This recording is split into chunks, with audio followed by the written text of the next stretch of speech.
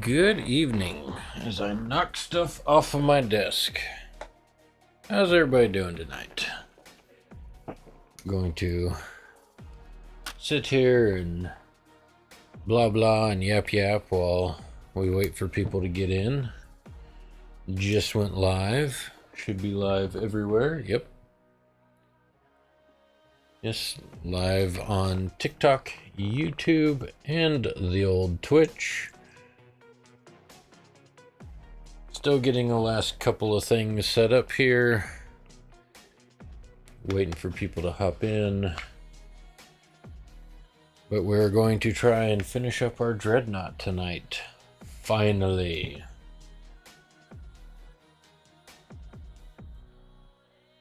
I move some things around my desk. Grab a refreshment. Alright.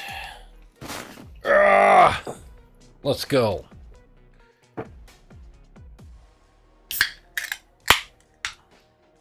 Okay. I think we're finally ready to get down to business.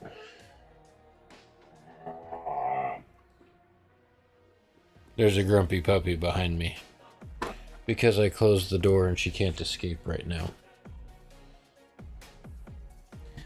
But she will be fine.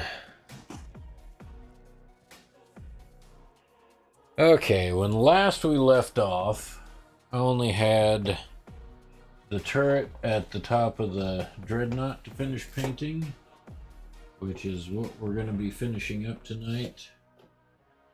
Normally, I do everything live on stream, but this weekend was, Father's Day, and just kind of relaxing, and just took a little bit of time to hide out down in the office and get some other little finishing touches done. So we almost have the turret for up top completed. I went out and picked up another bright silver that's an air paint instead of using the regular Citadel Stormhost silver. This is Runefang steel. I've tried a few of their air paints just for regular painting and found that the paint flows off the brush a lot better, especially when you're painting straight out of the pot because it's pre-thinned. So that's what we're going to be using a little bit on our little gun for up top. I've got it most of the way painted. We're just going to do some edge highlights on it and do some little metallic highlights on it. And this is the last thing I need to finish for the Dreadnought, and it will finally be completed, and then I can glue it all together and show it off. Yes, I did. I am very excited about the new Black Templar's Ancient. I will be getting one when they come out, whenever that is. I don't think they've set an official date yet. And I still have my fingers crossed for some like Sword Brother Terminators or some Black Templar specific Terminators. Yeah, he does look good. But I will be picking one of those up when they do come out. So super excited about that. I will probably pick up the new Codex supplement for him as well, just to see, what new artwork, what new rules we get, even though they'll change in like 5 minutes after that stupid Codex comes out, because that's what Games Workshop does. But regardless, still super excited that we're getting another new model. Let's see. Like I said, I've got this turret most of the way painted up. I just need to do all of my edge highlighting, and then I can slap this on top of here, and then finally get the Dreadnought completely glued together, because he's just kind of been sitting in various pieces as I paint them and get them finished up. Because for me, subassembly is the best way to go when painting minis. Like I said, I'm going to be trying a new silver paint because I've tried the Air Lead Belcher and Air Balthazar Gold for regular painting from Citadel, and they're great for coming off the brush. If you got those blood claws on your page, I'll definitely try and take a look at those after we're done tonight. I know I'm going live a little bit early tonight because I have some things to do. Normally when I'd be wrapping up my stream this evening. So we're going to start a little early, we're going to end a little early, but that's just how it goes.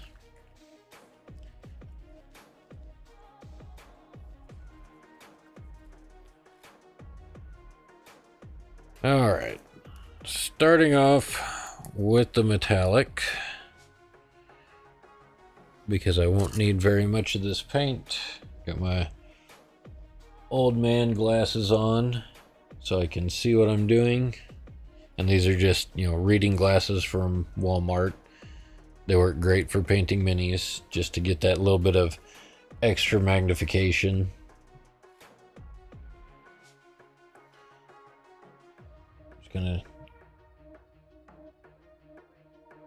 Gonna grab the edges of these barrel holes just to highlight them a little bit.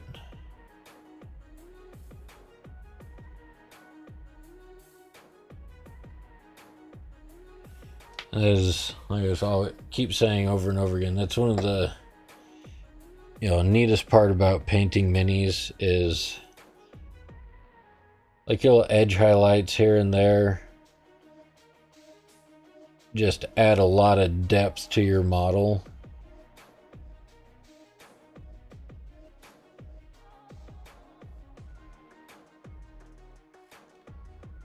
And this brush has just about had it. I'm gonna have to get a new one soon.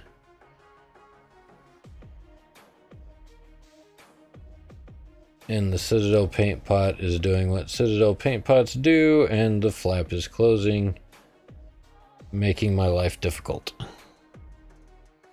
What camera do I use for the minis? My cell phone. This overhead camera is, I was using an S23 Ultra for a long time. The missus and I just upgraded to the S25 Ultra, but still, this camera up here is my cell phone using the Camo app. So,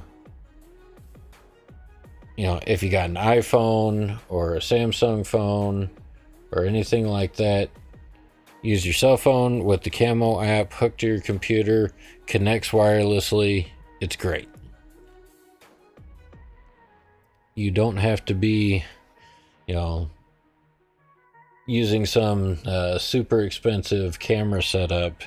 Just use what you got that you carry around in your pocket every day.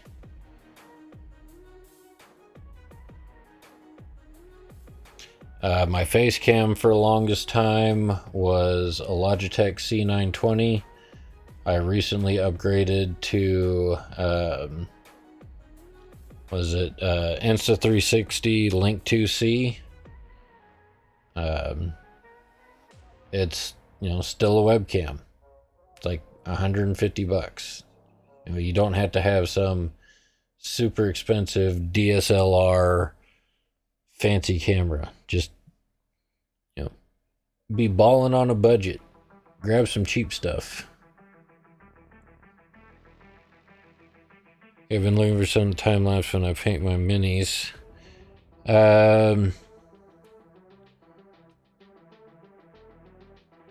I don't know how well it would work, but I mean, like GoPro Heroes.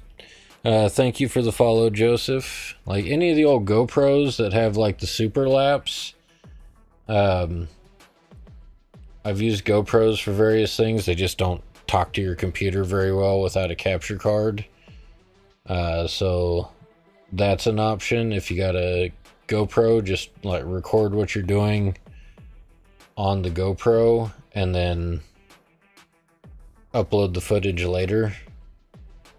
The trickiest part about time lapsing is if you don't like, if I don't have like a specific area on my desk and make sure I'm doing everything in that one specific area, it's just your time lapse is just going to jump around all over the place. And you might not get the results you're looking for, because I have tried like recording my entire painting session and then speeding it up, and it doesn't work very well, unfortunately. Just be forewarned about that. You have to be very confined to one area if you're trying to do a time lapse. Thank you for the follow, Blanky Minis. Appreciate it.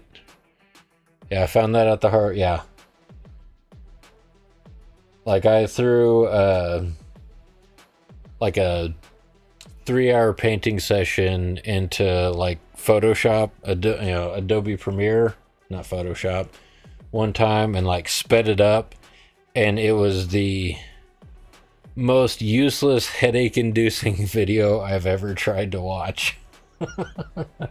So, like I said, just be warned, if you're trying to speed up what you're doing, you have to be very confined to one area of your desk. Otherwise, it just doesn't work so well, unfortunately. I've even tried doing it with some like 3D printing. Tried setting up a GoPro to record a 3D print process. Oh man, that was a mess. You got to do like special things to get those to come out right.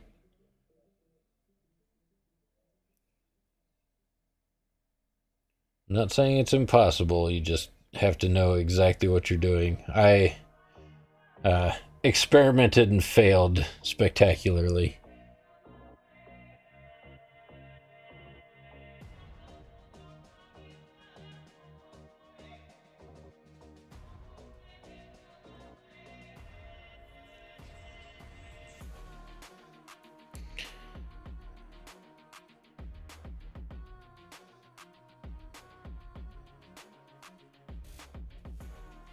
So we're just trying to get this big gun up top finished so we can get this Dreadnought wrapped up. I've been looking forward to this day for a while now.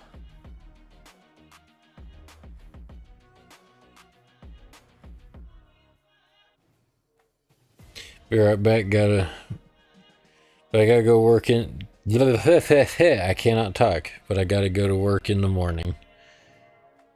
Yep, I understand that. Well, thanks for stopping in. I appreciate it. Appreciate the follow. Hope to see you back sometime. If not, you can always, catch up on my TikToks and see what I've been up to. I'm also live on Twitch and YouTube. YouTube is kind of the graveyard for all of my streams. I post shorts over there. If you watch me over on Twitch, if you go check out my About page on Twitch, I do have a banner that says Discord on the About page for Twitch. That banner is actually a clickable link to take you to my Discord server, where folks can come in, chit chat, share what minis they've been working on. Only a few people are over there so far. Hoping to grow that some, but all in good time.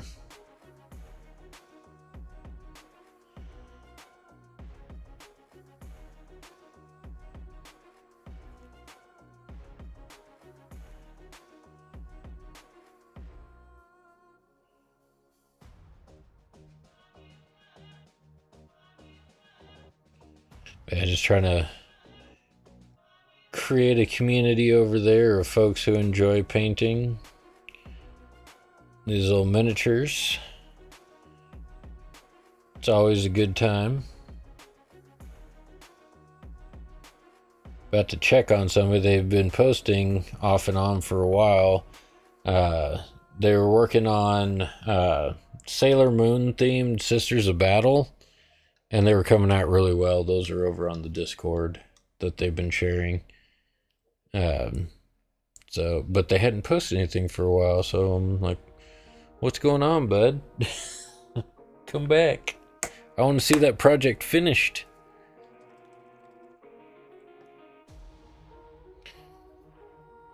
Alright. Got this little Crusade seal back here that needs some attention.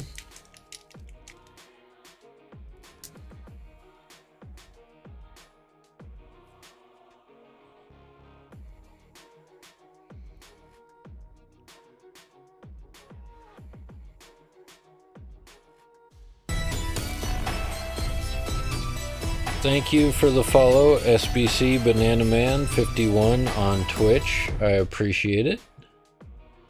Thank you for watching over here and following over here.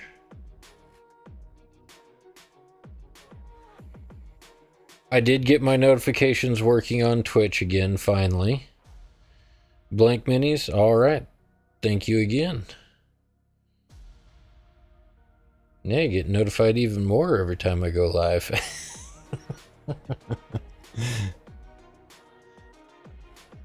Yeah, don't forget to check out the Discord, or if the link's not working, let me know so I can try and get that fixed.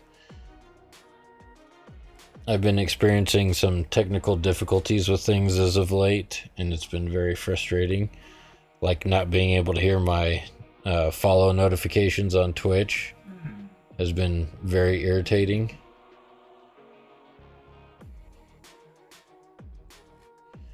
The only thing that's worked continually is my chat.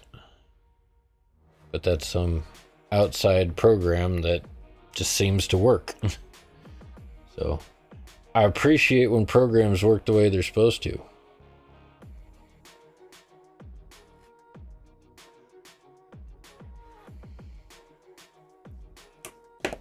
All right. We got our little Crusade seal on there. We got our little metallic highlights done along the barrel and magazines.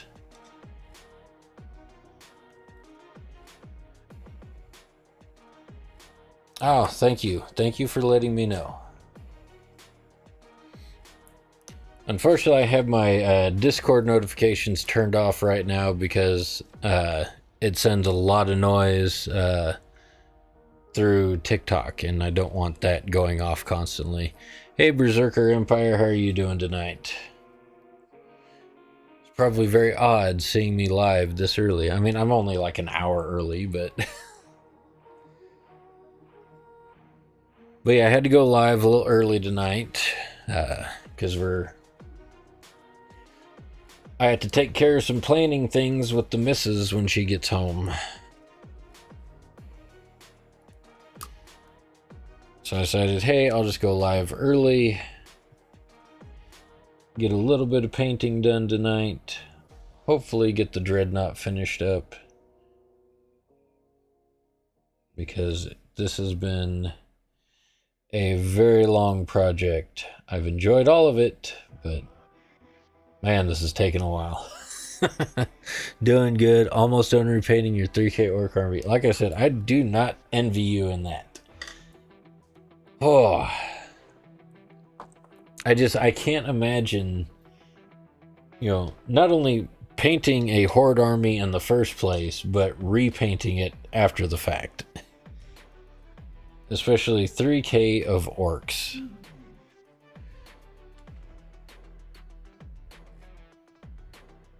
But I imagine they're looking smashingly green and ready for a good crumpin', or whatever they say.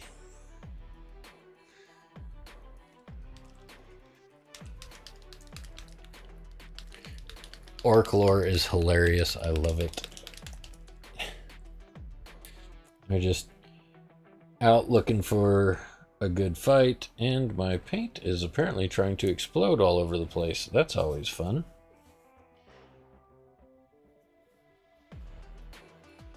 I was not expecting that to happen. Open the paint bottle and paint just goes out the top of it. Like, no, that's not good.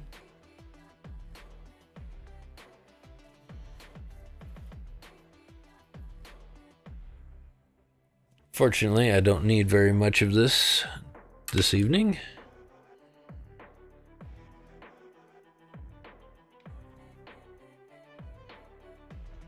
Welcome in, everyone. Thank you for joining. Come say hi. If you have any questions, feel free to ask. Blinky Minis, thank you for the rose. If I missed that earlier, I appreciate that.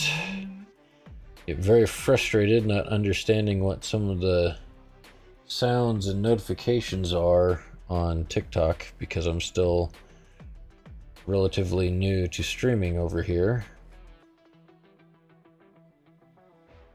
Favorite lore is the beast lore. He was a prime orc and an intelligent orc. I just have, you know, the very generic orcs are always looking for a fight with the Umis.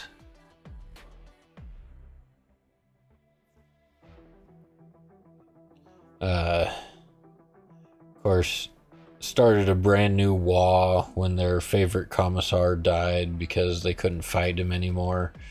Commissar Yarick. That the fact that, you know, they believe something and it just happens is hilarious.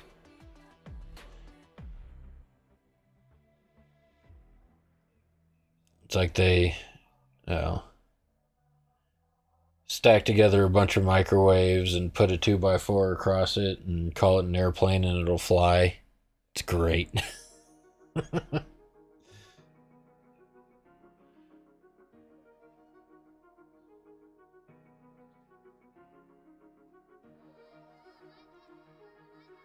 That's orcs for you.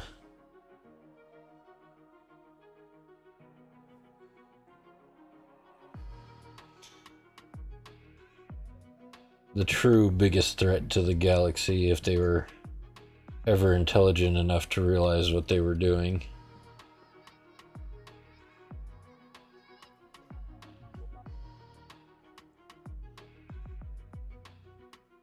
Just trying to get these vents filled in with the white real quick to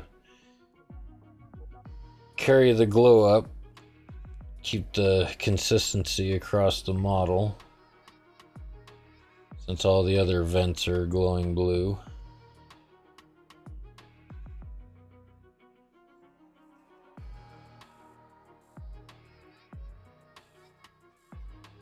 Give that a moment to dry. And I'll get the blue in there, and I do have to go touch up this red a little bit.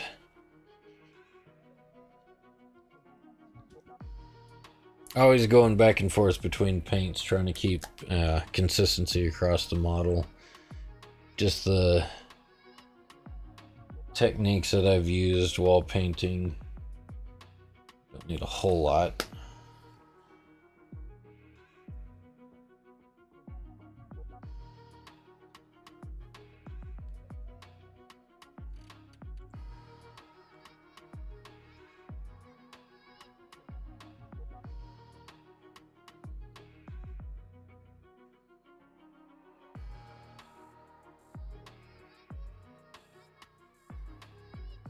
It's like I go across the mini, do a wash, and then like all the larger flat areas, I brighten it back up a little bit.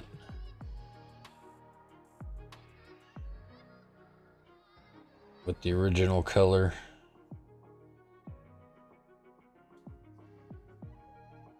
Just gives it a neat worn look. Not that I do a lot of aging or wear on the models, but this is what Duncan Rhodes said to do when painting these minis, so if he says to do it, I will do it for my models. This is actually his paint scheme that I'm following. So if you don't know who Duncan Rhodes is, he has his own paint company, Too Thin Coats. Used to be a box art painter for Games Workshop. Does an amazing job. I really liked his How to Paint Templars video, and followed his color scheme basically exactly, and that's how I'm painting my army currently.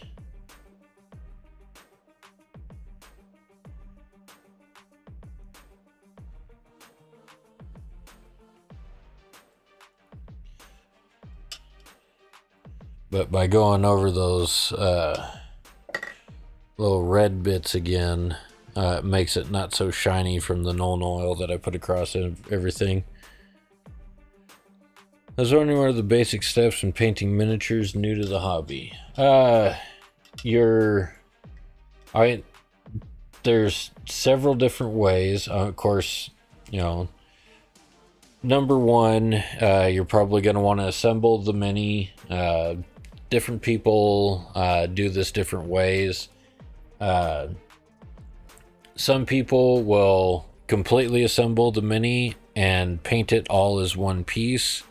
Like these Dungeons and Dragons minis, they come all in one piece, and you got to just work your way around it as it's put together. The method that I do if I'm building the mini, sorry, I keep smacking my microphone, I'll do a sub-assembly. I'll put together sections of the model and then paint them as I go. So, you know, put together a section of the model, make sure you prime everything so the paint sticks to it better, and then you'll at this point you'll do one of two methods. One is traditional painting, where you just go through and you'll do a base coat of your regular paint. Like this one is base coated in Abaddon Black. I used an airbrush on these just to knock it out real quick. I apologize for the puppy whining in the background. But on this guy right here, I mean, he's all hand painted. So you'll pick your base color and you'll get that painted. And if you're doing the traditional painting method, you'll go through and you'll do all your, paint your base color, your details, and then you'll do edge highlighting so you can see like around the ridges of his armor, they're lighter colors than the rest of him. So you'll do the edge highlighting, you'll do washes if you need them, inks and washes that'll bring out details.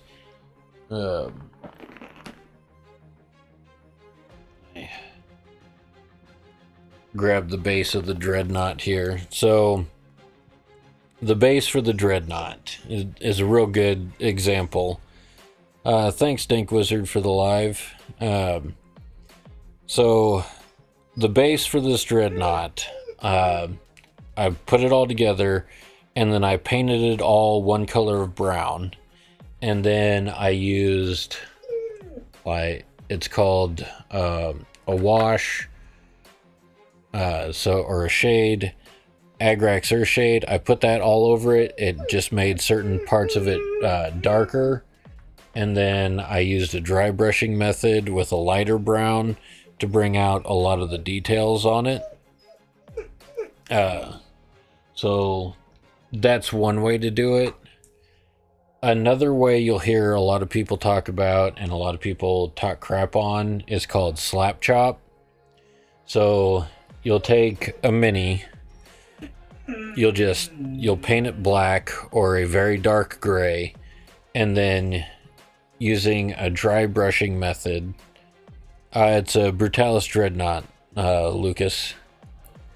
So you'll take your dry brush and you'll just use and you'll just kind of go over it, covering most of the model with a lighter gray, and then you'll go to another lighter gray and you'll do a little more dry brushing, getting lighter and lighter each time, and then final dry brushing with a white. And then you'll use something called a contrast paint or a speed paint, and it's just a really thin down paint, but the darker shades of layering that you've done under it with slap chop brings out a lot of different shades from the color going over it. I don't have anything really that I can show doing that method. I mean, I guess like his arm here, his arm is painted white. I did a speed paint across it. Just let the speed paint pool in more areas to get the darker areas, and then I dry brushed over it with a couple of lighter shades of gray. But I haven't done anything really slap chop in that traditional sense of that's what it is. I know a lot of commission painters use that method to get a bunch of minis done really quick. I am not a commission painter at this point. I just paint my own stuff for fun. Although I am thinking about doing some like consignment painting, paint a bunch of minis, stick them in a local game store and see if they sell, just to kind of get my name out there in the local community. And then maybe that will turn into like some sort of commission thing at some point. But right now it's just, I'm trying to paint my own minis to get my own army on the table, because I started this Templar army back in October, and I've gotten a Crusade Squad done, the Impulsor done from the Compact Patrol. I'm almost done with this Dreadnought, and yeah, that's it. Because I'm doing like a ridiculous amount of detail on these things. So this is way above and beyond what is tabletop ready. So you don't have to paint your miniatures to like this standard just to play the game. Spray paint them black. If you're doing Templars, spray paint them black. Do a light edge highlight dry brushing. Paint the lenses on the helmet, the seal across the chest, maybe their guns and chain swords. They're ready to throw on the table. You don't have to do all the extra. You don't have to worry about getting their eyes to look right or anything like that. Just slap paint on them, have them look good enough to throw on the table. No one, like, there will be people out there that will be super snobby about how you paint your minis, but for the most part, 9 out of 10 people, they'll just be happy that you painted them. Like I say, you'll have that very select few that are just like, well, it's not painted good enough. Thank you for the rose, Dank Wizard. And above all else, and I say this all the time, when you paint a mini, it doesn't have to look super spectacular. Oh, where did he go?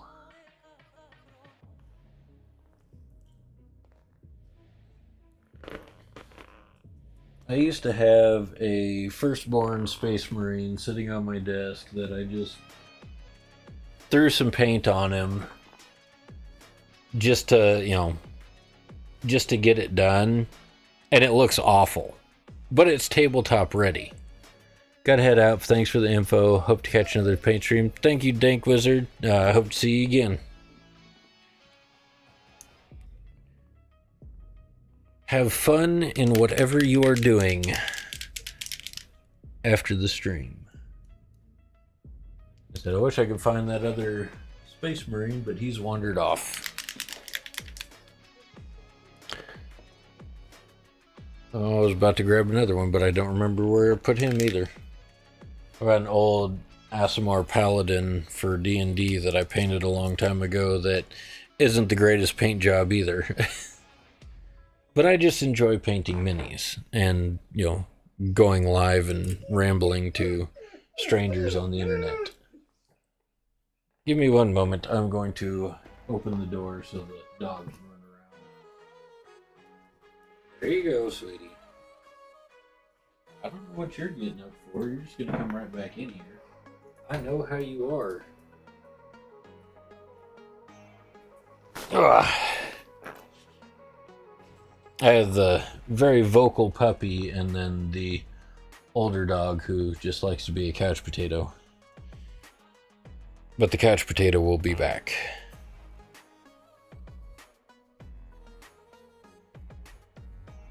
But this white should have had plenty of time to dry, so we're going to get our blue contrast paint down in there. Make sure we get that nice glow effect that's across the rest of the model. And we'll do our touch-up painting around it once it dries.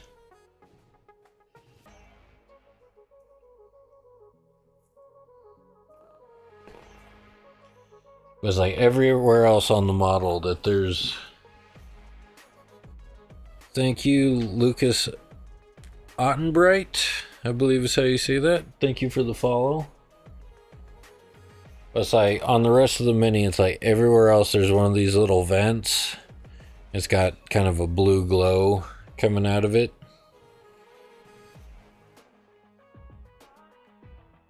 Like I said, my minis are always sub-assembly. So anywhere there's little vents on the front, on the back, everywhere. I've done this little kind of glow effect, and just because it's up here on the top gun doesn't mean it gets special treatment. Doing something else with it, it needs to match everything else.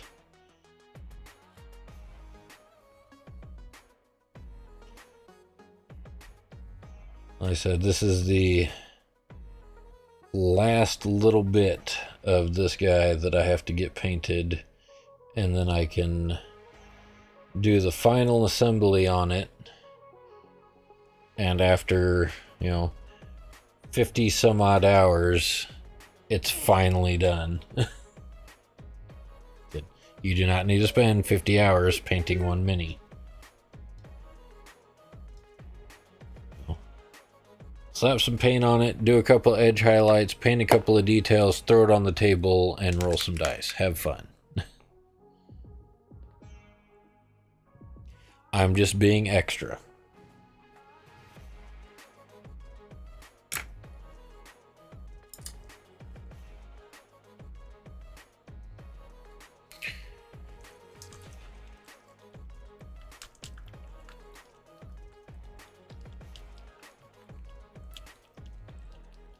And most of the time, thin your paints. I'm using some air paints that are already pre-thinned, just to kind of help me speed things along tonight.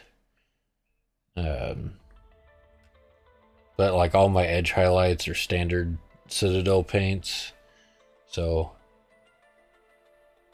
I can't do that as much with them.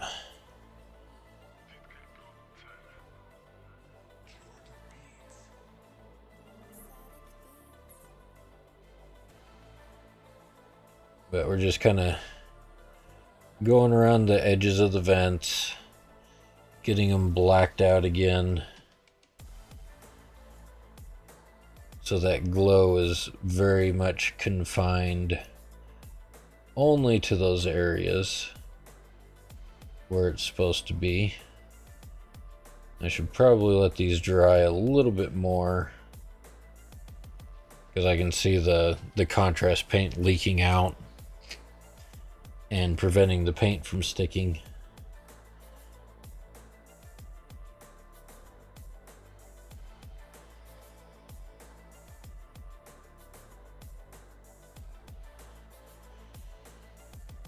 Oh, Citadel paint pots, why must you be so difficult? It's supposed to have this little tab at the back of the lid that keeps the lid open while you're using it, and they don't work. It's so frustrating.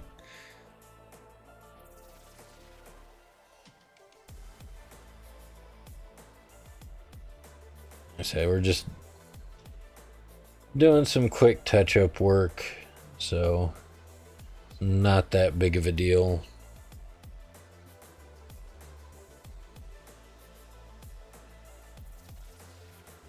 Just trying to get the color back inside the lines where it belongs.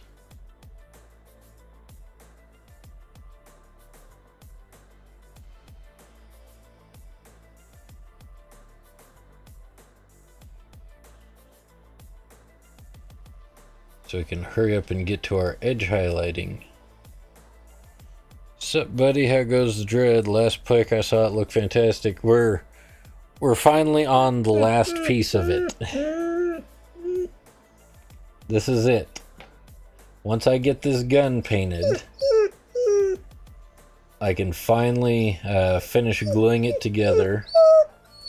And it will be finished. I tried putting some decals on it.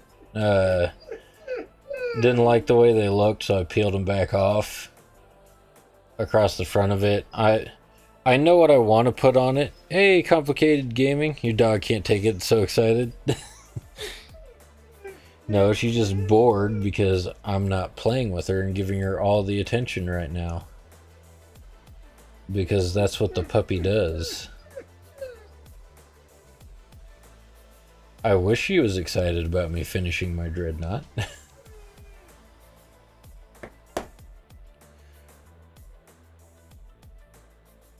But yeah, we're just trying to get this last piece knocked out so we can put it all together. I did the one decal that I did keep on it was the big Templar cross on this shoulder, because it needed it and I suck at freehanding, so decal it is.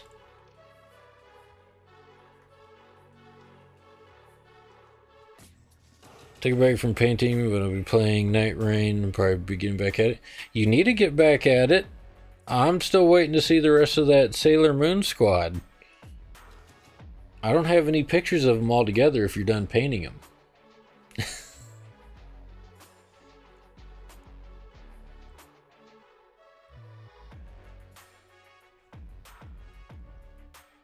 I'm not done. You know, I mean, I figure a project like that will take a while. But they all look very good. I was just talking about you. I was like, man, I haven't seen him in a while. He hadn't posted anything to the Discord. I wonder what happened to him. I hope he's all right. But that explains it. You got distracted by video games. Or other games. Let's go. I was having issues with decals myself. Hoping enough Microsoft helps. I don't know if I just have like the magic touch or whatever. They're so good, that's your problem. But it's like all the decals I have on this guy, I just used water to get them off the transfer sheet and carefully moved them to where I wanted them on the model and just didn't touch it after that. And they seem to stick fine for me. I guess I'm just lucky. I hope I'm just lucky. um, of course, that's not a decal, but I think that turned out awesome. That was on the Templar upgrade sprue. It's like, I guess it was supposed to go on the impulsor. I'm like, yeah, it's going on my Dreadnought. I just wish I could write tiny enough to, have that say like Terra or Dorn or something. I don't know. You do a little stipple on the decals so they look lived on in. Yeah. I don't know. I mean, I like a little bit of weathering, but I'm just not very good at it. So, I can show you. Let me go grab it.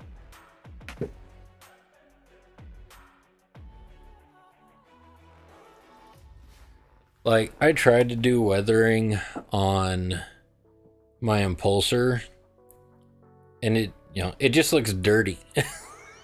It was not cooperating. It did not turn out the way I wanted it to. Um, but I mean, overall, the Mini looks cool. I'm not disappointed with it at all. But I wish it had come out a little bit better. But it is what it is. It's a cool looking Mini. I'm happy with it. We're just gonna leave that over there. Okay. Alright. Oh, make sure that's closed up. I just bought these pots of paint. Don't want them drying out because I didn't get the lid closed. Alright. On to the monotony.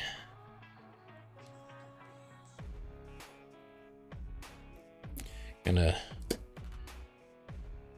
scoop out some of this Dark Reaper real quick so I can do my first round of edge highlighting on all the black, which isn't a whole lot.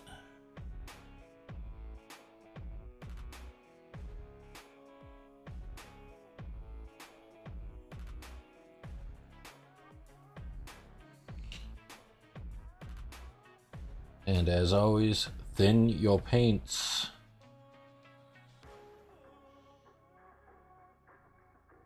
Oh, I am going to get my head in the way. I know I am. One moment.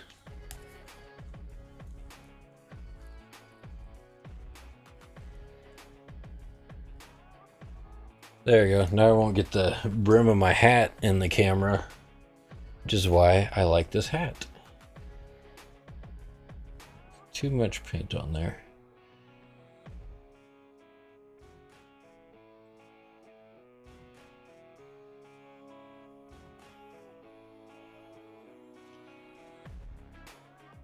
But as monotonous as it is, I will say one of my favorite parts of miniature painting is the edge highlighting, especially on these darker colors, because that's where all of your details really pop out and come to life. I know some people don't like the heavy metal paint style. I love it. The box art style. I think it looks really good.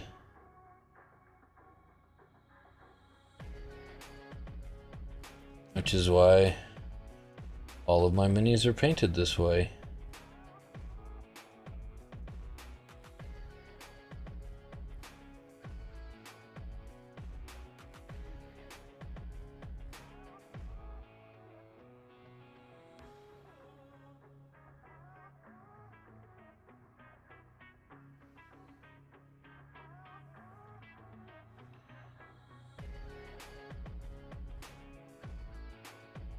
But you have to do edge highlighting. Just makes them look so good. Makes them look finished.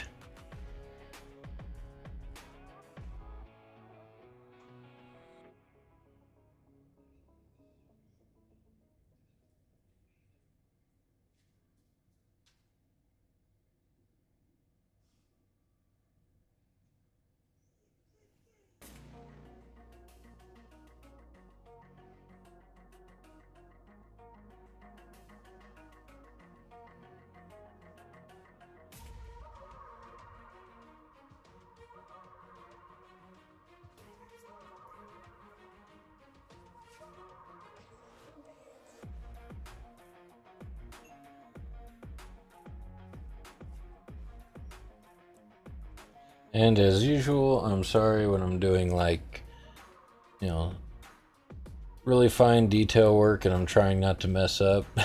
I'll get quiet. So if you're wondering why I'm not talking right now, it's I can't paint and talk at the same time when I'm focusing on tiny details.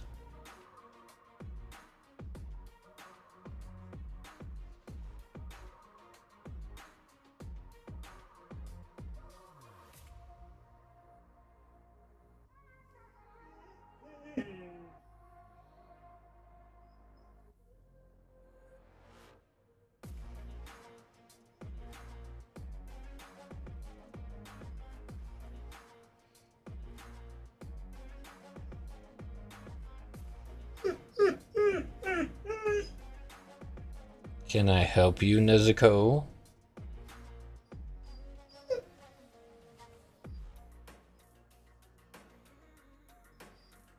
Is it really that serious?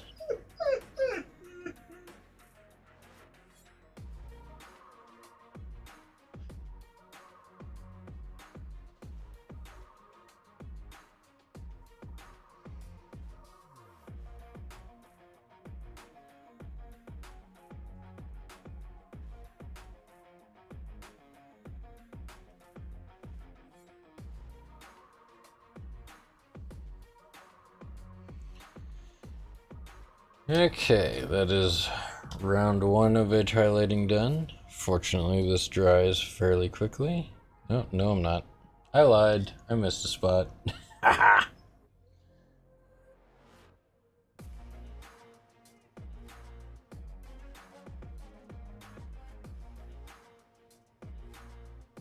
Gotta love it. Like, oh, hey, I'm done. No, no, you're not.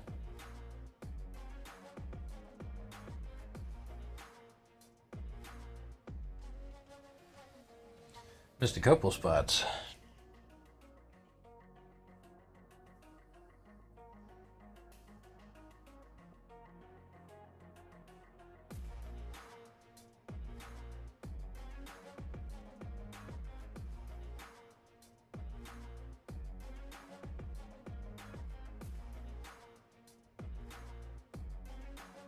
Alright, now it's done. Now I can move on to my next edge highlight color.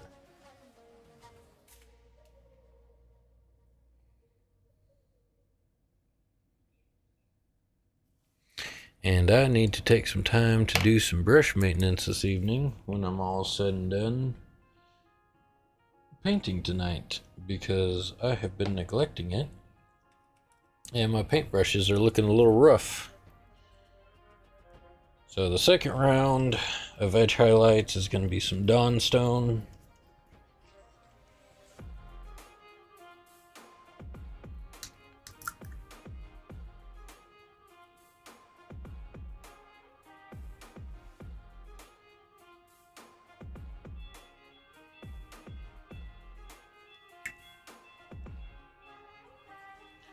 Get that out on the palette. And again, thin your paints.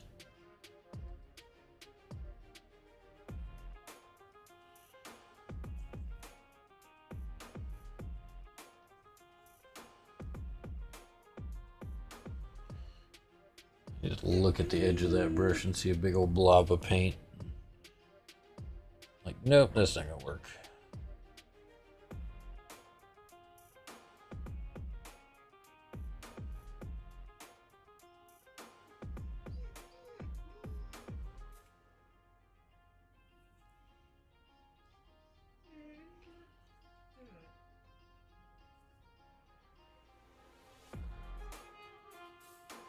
I just try to make this one line slightly thinner than your last line that you did around the mini.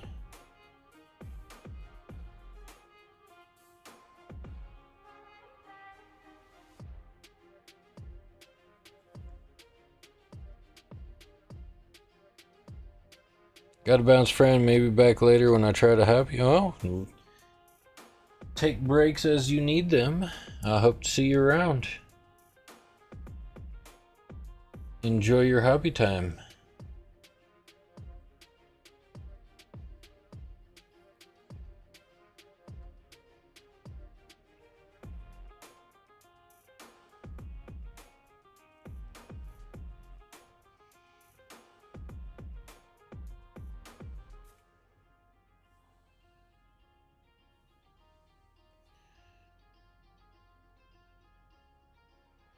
But I'm definitely excited about being almost done with this thing. It has been a very long journey on the Dreadnought.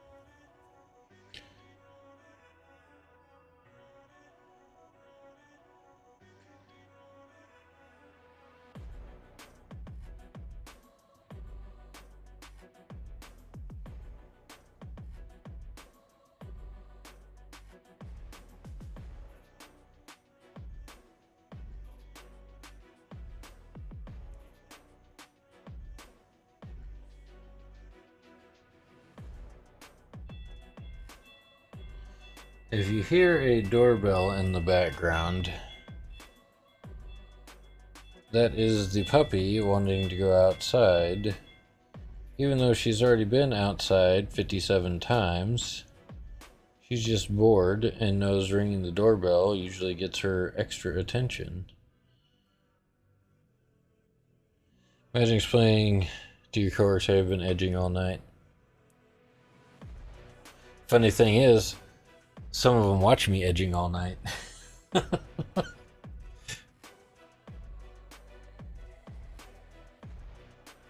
Now I've got a couple of coworkers who will tune in every once in a while to see what I'm doing. Yeah, my chat is being strange and hiding behind stuff. Oh, anime girl emote.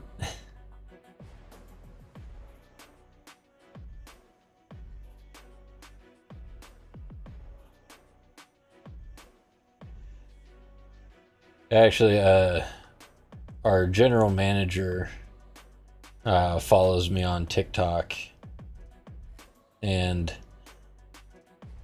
like either he saw me painting one night or his kid saw me painting one night.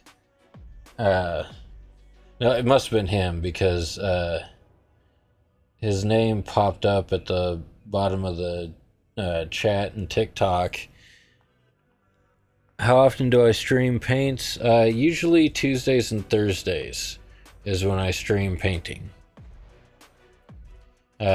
Typically 7 to 10 p.m. Central Time. I'm starting a little early and finishing a little early tonight because I got some extra things I have to take care of this evening. But typically it's 7 to 10 on Tuesdays and Thursdays.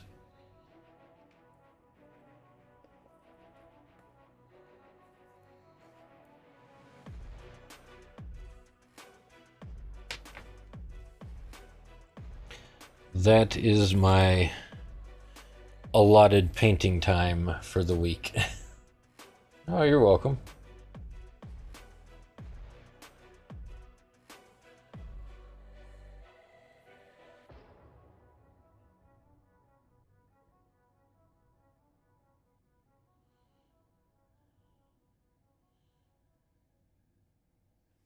Got some little bit of paint out of place, so I'm trying to push an edge highlight back, but I ended up getting too much paint on my brush, so I'm trying to smooth that out real quick so don't end up with a bubble right at the top of this turret.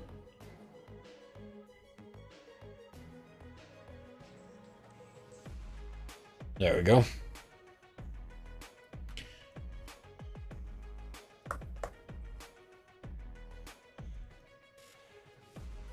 Alright, that is the edge highlighting.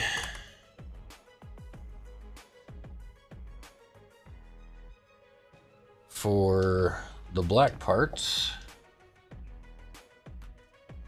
And I thought I was going to be able to get to this the other night, but looked up, realized what time it was. I'm like, nope, it is time for me to go to bed.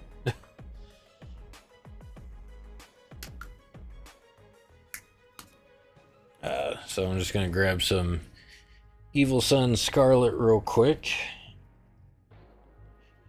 And we're going to run around our red bits.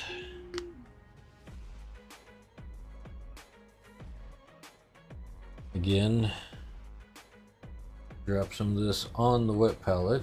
I'm not going to need a whole lot.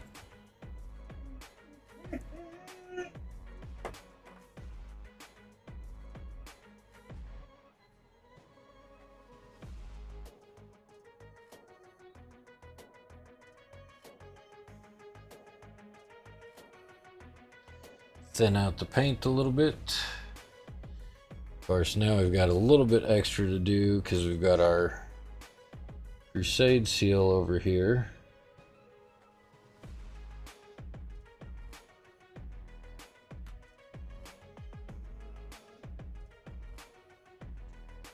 Oh, puppy, you are fine.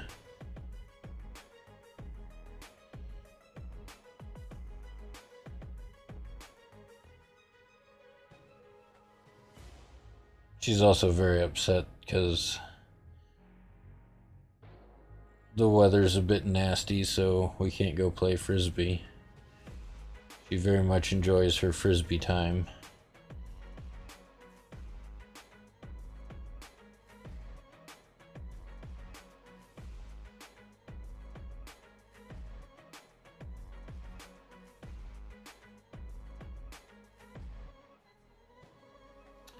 Oh, TikTok, why are you the way you are? For whatever reason, TikTok thinks I just randomly disappear right as soon as I finish a sentence or mid-sentence. It likes to do that too. It's like, are you still there? Yes, I promise, I'm still here. I'm still painting, I'm still talking. I don't know why you paused my live. You ridiculous piece of software.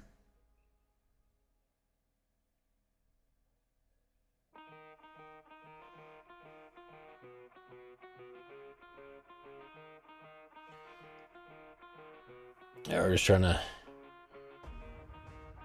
quickly hit the edges of these red sections.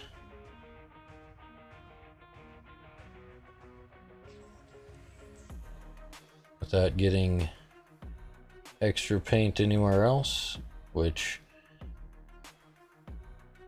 always a challenge sometimes.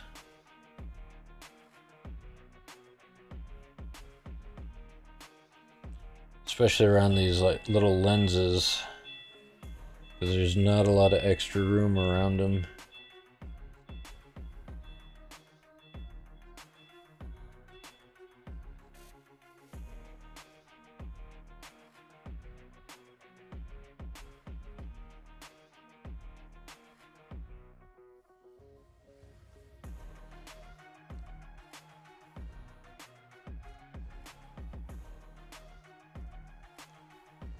As my wife decided, you know, we need to have a way to have the puppy let us know when she needs to go outside, so we bought these little wireless doorbells.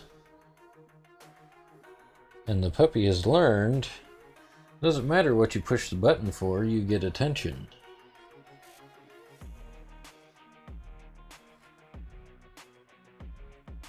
For the most part.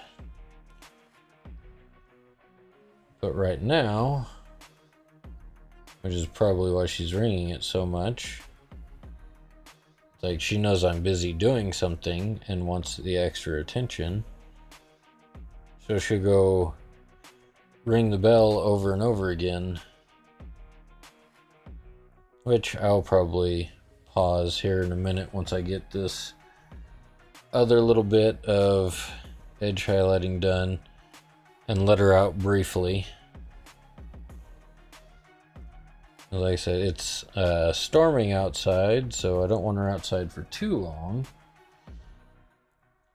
But just in case she does have to go, I prefer she not do it in the house.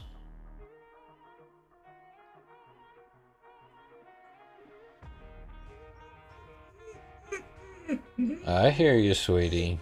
Give me just a minute and we will go outside.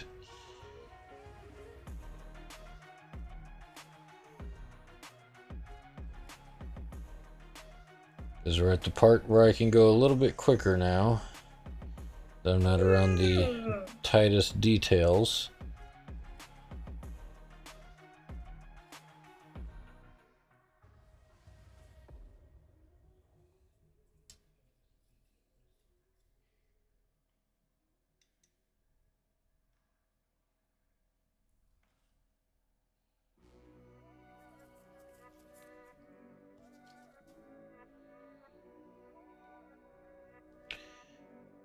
And every once in a while, remember to clean off the end of your brush. When you're using acrylic paints, you'll get like this little blob of goo on there of a little bit of dried paint.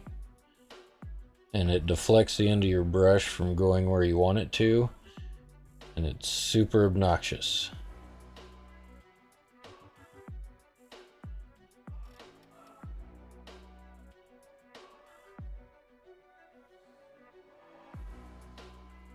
Especially when you're trying to finish up a couple little fine detail points. Hey, Grandma or Bill, how are you doing? Sorry it's been a while. You get any more good video edits done? I haven't had a chance to check.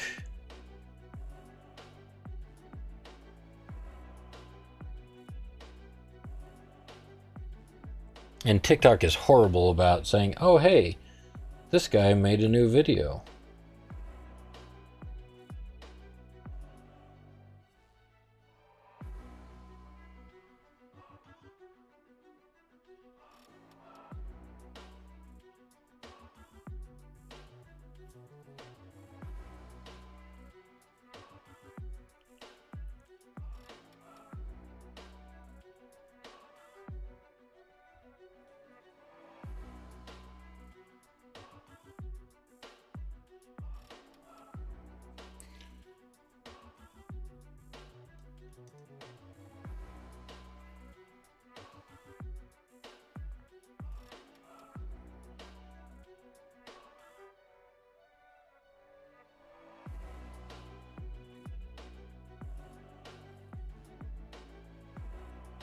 All right.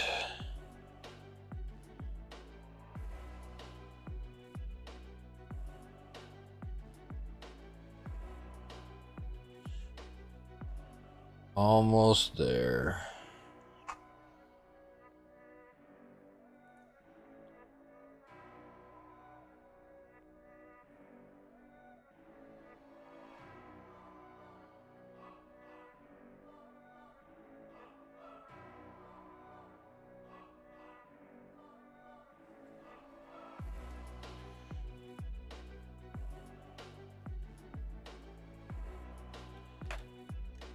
Okay, so I will be right back. Just give me a couple of minutes. I need to go let the puppy out real quick. Well,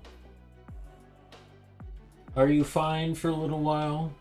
You gonna curl up next to your buddy and take a snooze on the couch so I can get this finished? She looks content for the moment, so we're gonna go with that and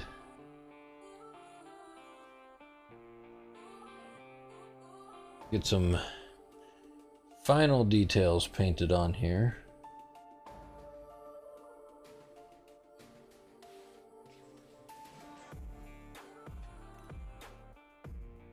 Just have to do the lettering on the seal.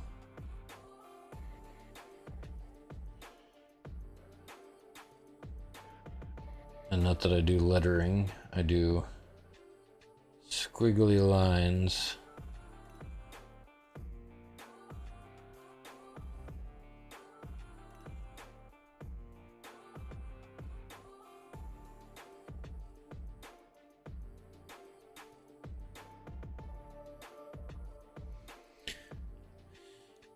Can't see what's going on. There we go.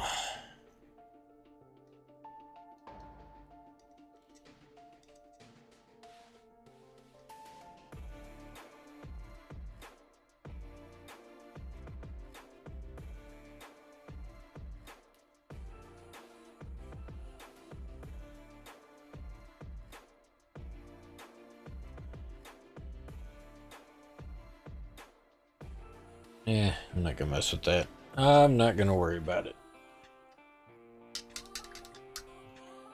And with that,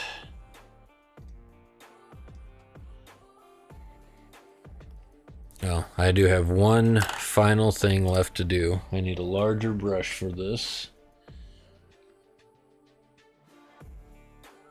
And other than the basing that I'm going to be doing, I need to paint around the edge of this base.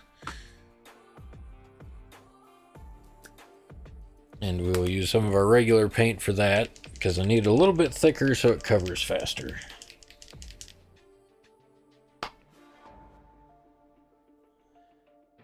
So using a slightly larger brush, get our blob of paint out.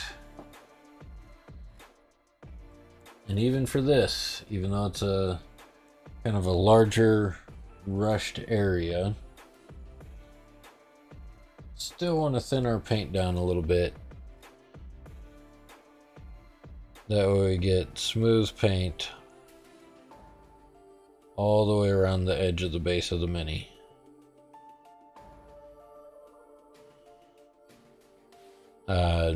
The color that you do around the bottom of your base is all personal preference. I just like the way a solid black base looks around the bottom edge, so that's what I do. Some people have it match the terrain that they use, or they pick their favorite color or their army color. For me, it looks nice and clean, just doing a simple black ring around the base. So, like I said, that's my personal preference. If you do something different, that's how you paint your minis.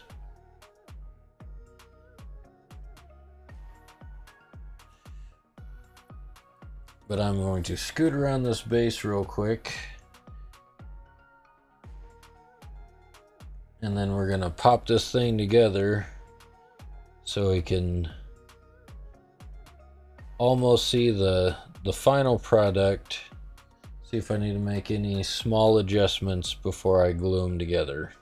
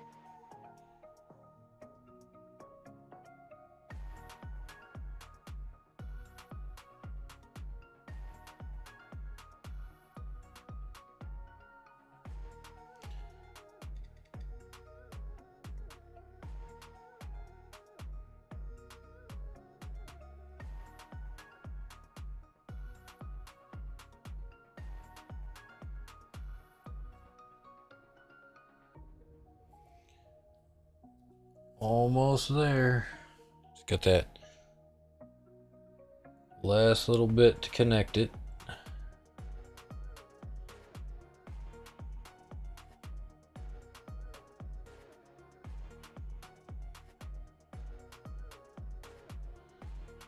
Kind of spin it around a little bit. Just in case there's any more spots where that brown is showing through. Just get those covered up real quick.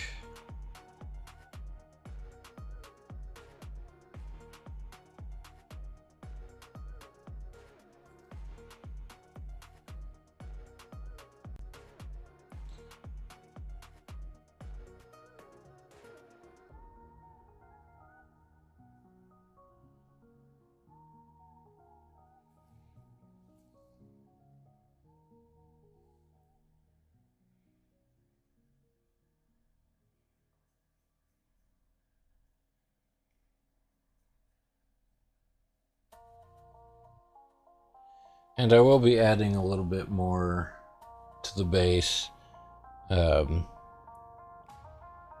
Just need to figure out where I want to put the grass and stuff. To finish it out. We're almost there.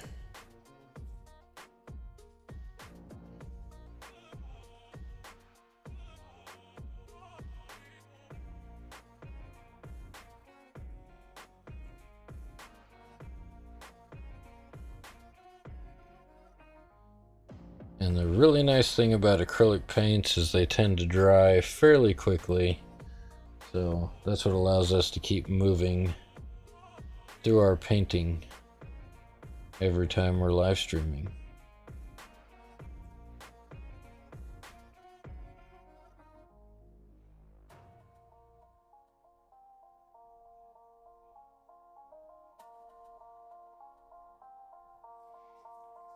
All right. Rinse out our brush real quick.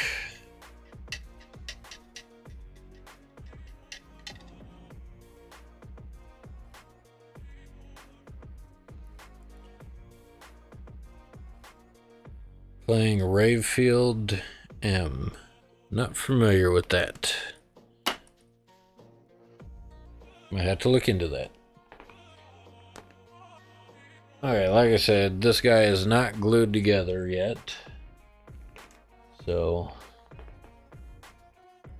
we got little bits and pieces that I have to hold all over the place. And just because I'm paranoid and I don't want to drop any part of him that I've spent the last 50 hours painting into my paint tray, I'm going to move it out of the way.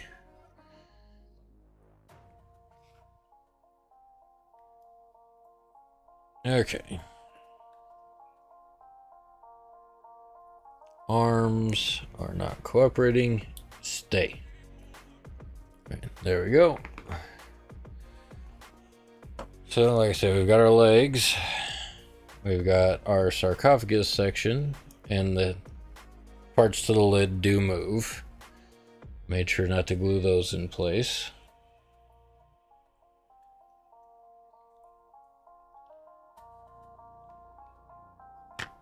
And actually, I'm going to take that off of there for a second. Squeeze his arm, being very careful not to snap the crusade seal off his back again. I've already done that once. That was super annoying and very disheartening when I did that. Like, oh, really? Haven't even got him out on the tabletop yet and already breaking pieces off of him.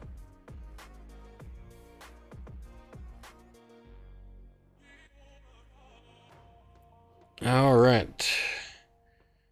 And then our top turret piece goes on there.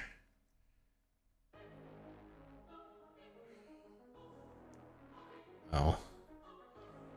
And just as I think I'm done, I notice something that I forgot to paint, which is all the little rivets along the edges of the gun. But that's easy enough to fix. But there it is. All I have to do is glue them together. And we have a completed Brutalis Dreadnought. So happy with how this thing turned out. Yes, I did see the new Black Templar Ancient. As soon as it comes out, I will be getting one. Whether or not I'll actually use it in my army, I do not know. I don't know what the rules will be for it, but it looks like it will be very fun to paint, and looking forward to picking it up and painting it when it becomes available. But there it is. All I have to do is glue it together now. We're finally done painting it. I'm so happy with it.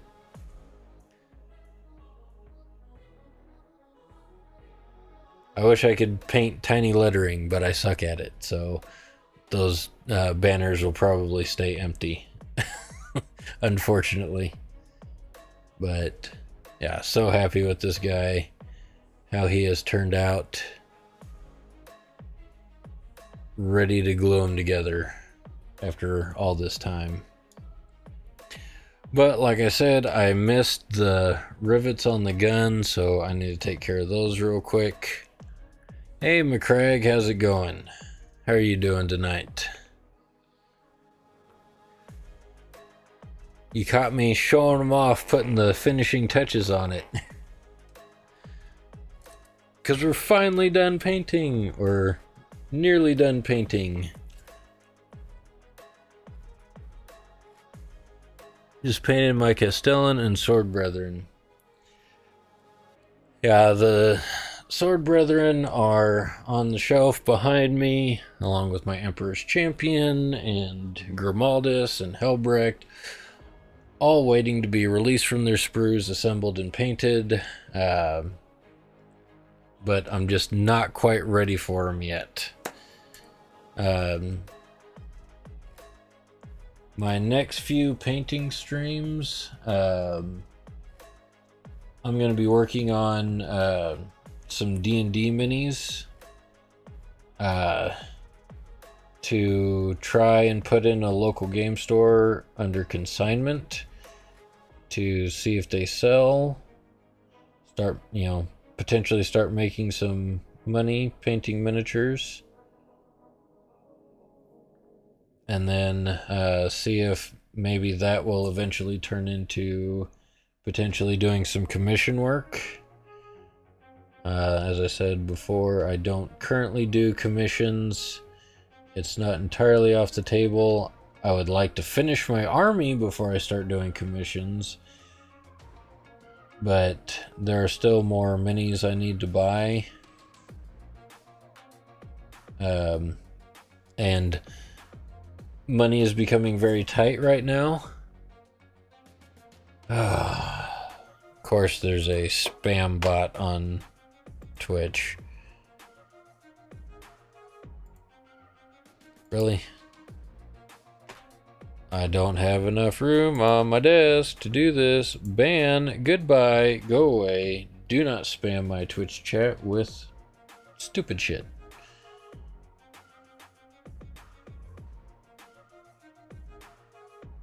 Anyway, like I was saying, hopefully get my name out there as a miniature painter in some of the local game stores and see if potentially I could, start picking up some commissions and start making some money from doing this. I've been asked a few times, like on TikTok and Twitch and whatnot, if I do commissions. As of right now, no. I'm not 100% saying no to doing it. I'm actually opening them up to doing it. It's just I would prefer to, get some work in stores that people can see, with like small things like D&D minis. Alright, now all my rivets are painted. We are ready to glue this thing together.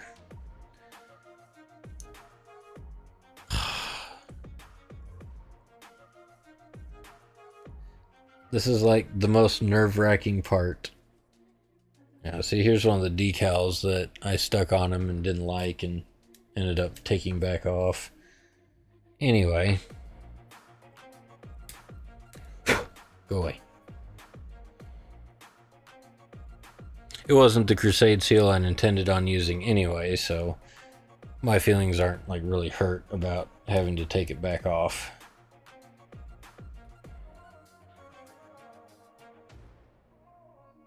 Okay, please gently come apart.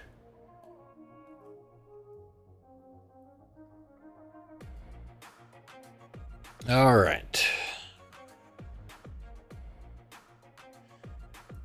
I wouldn't say that I'm not nervous about finally gluing this together, but it is time for the Dreadnought to become a single solid piece.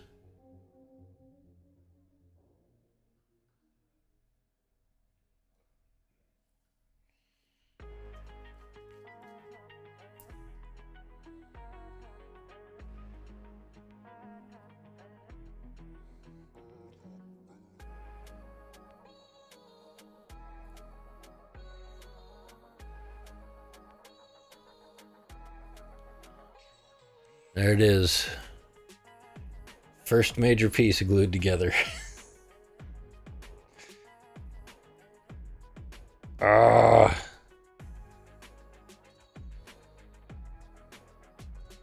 It's like right now I'm second guessing myself. Did I miss painting anything? Is everything painted? Did I get it exactly the way I wanted it? And it's like, yes, quit worrying about it. You got this.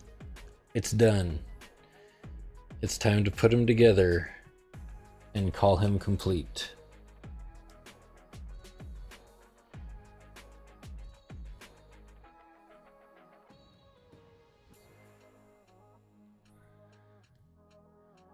You've done all that you can do to paint the miniature. It is time to finish it.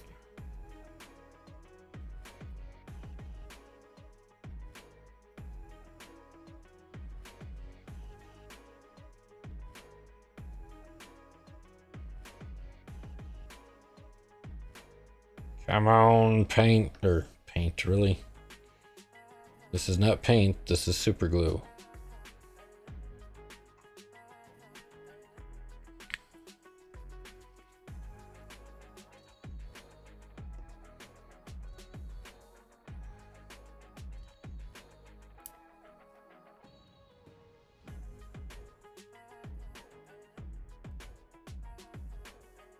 Yes, Templars.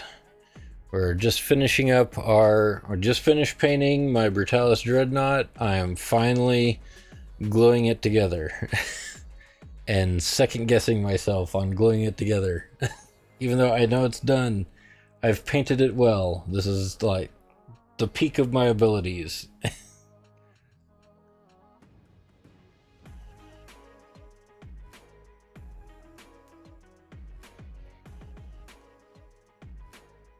Now, this is the final culmination of 50 some odd hours of painting, I think. Or 50 hours of assembling and painting. And we're finally finishing it.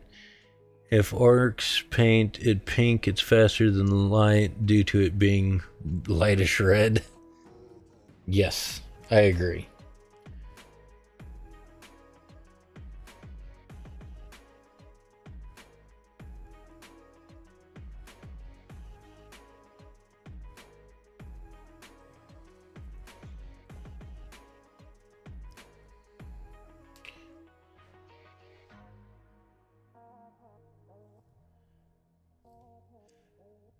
Yeah, there's another miniature painter that does orcs live the other day. Was showing off some of his sneaky boys, and they had some really nice bases on them as purple orcs. And I was like, wow, that's an incredible base. What are you going to put on it? And he's like, oh, I got that joke, and started laughing midstream. I love engaging with the Warhammer community and joking around like that. Everybody likes good orc jokes.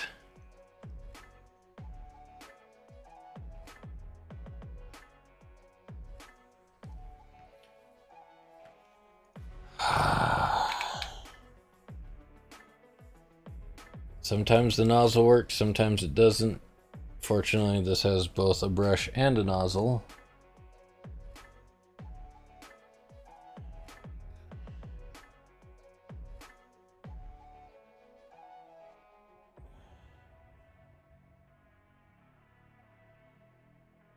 And now I'm going a little excessive with the glue in here, but this is all somewhat hidden area. So I think we're all good in there. Hopefully that actually attaches to something. Some up on this lip right here. Not near that hatch though.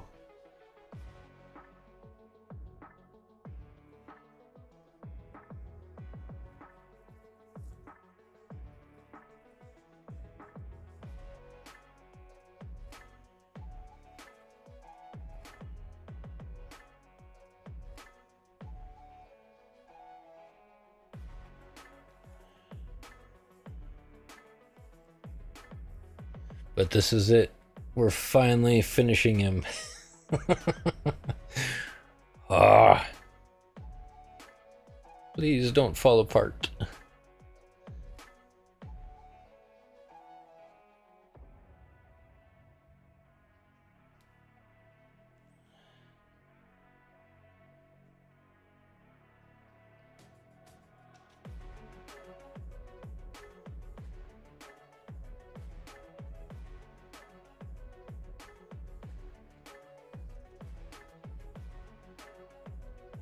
Trying to glob some extra glue in the spots that I know won't necessarily be seen to make sure it gets a good hold and doesn't come back apart.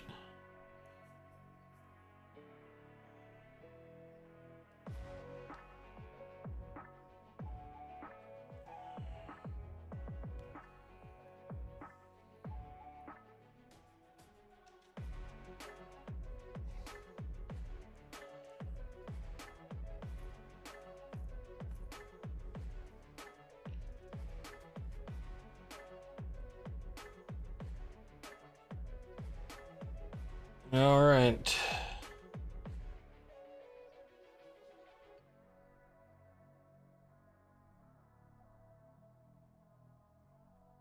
Coming down to the final moments of assembly.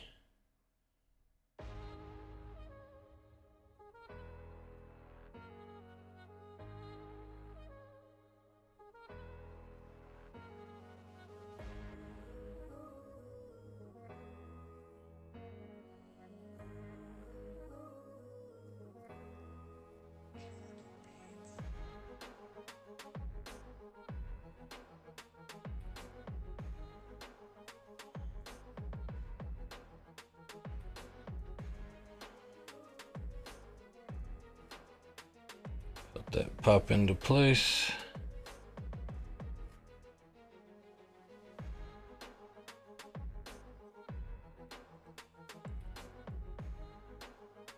Double check, that's pointed nice and straight.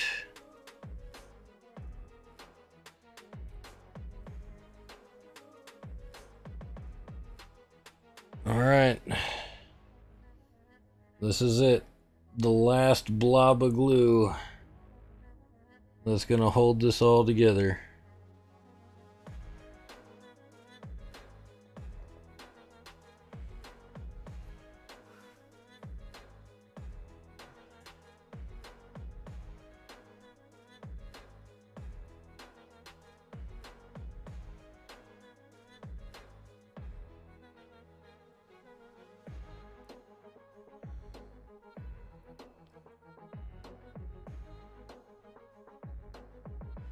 There it is. Finally finished.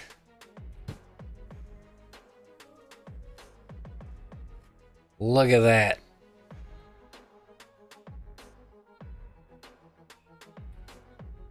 Final assembly and everything. We're done painting him, done gluing him together. I just need to do some work on the base. There you go. Now that's a Brutalis Dreadnought. I would not want to see that running across the battlefield at me. That thing is awesome. I love it.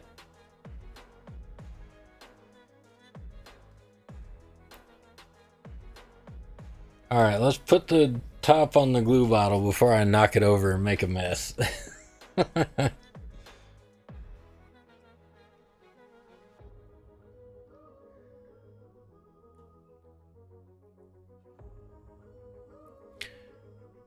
But there we go.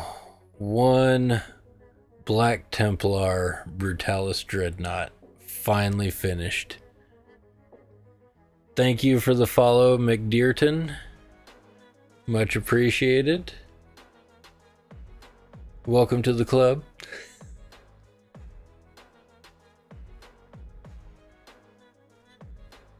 Yeah, this has been a project. And we are almost done with it. We're not quite finished. We just got to finish up the base. Part of it I will do before I put the varnish on it, because it helps hold it in place. Do Dreadnoughts also inspire something similar to transhuman dread, kind of like space? I don't think they inspire transhuman dread. I think they just inspire dread. I mean, you know, it's bad enough having one of these walking towards you, but when he's being followed by this guy, yeah, that's going to be a lot of dread headed your way.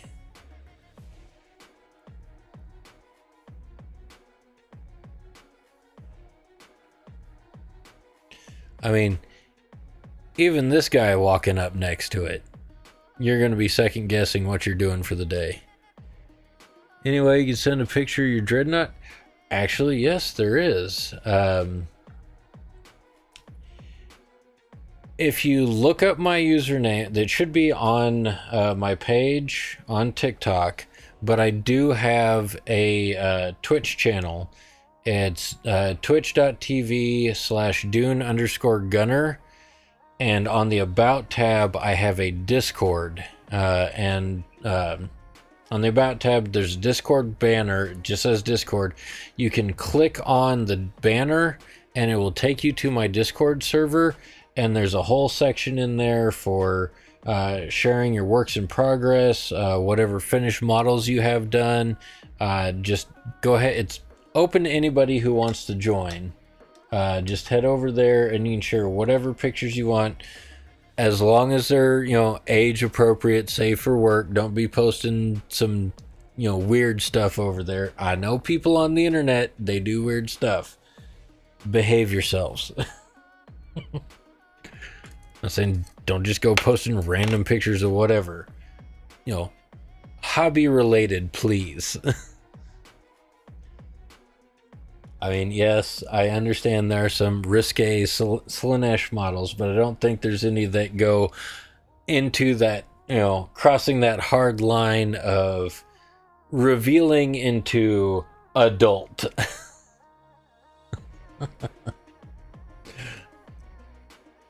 But yes, there is a Discord available for people to share stuff.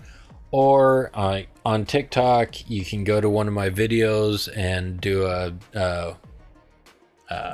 picture comment. That's another easy way.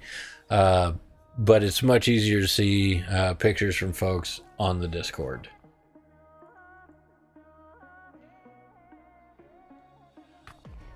All right. I can take off the old man glasses now. So, I said we have finally finished painting and assembling the Dreadnought. He is finally glued together. There's nothing else to do painting-wise on him. It's just time to finish the base.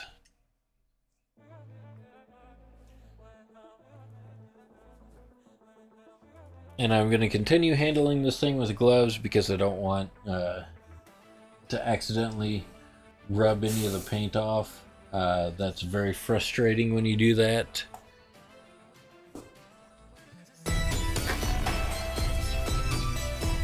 Thank you, McDearton, for the follow on Twitch. I much appreciate it. Like I said, I'm live everywhere: Twitch, YouTube, TikTok. Or I can't say everywhere. Those 3 platforms. So if you want to check out what I'm doing on those platforms, that's where I'm at. And again, there's a Discord. Oh, of course, if you're watching TikTok in full screen, scrolling across the bottom is my Twitch address. And tells you about the link to my Discord. I forgot that I put that on there.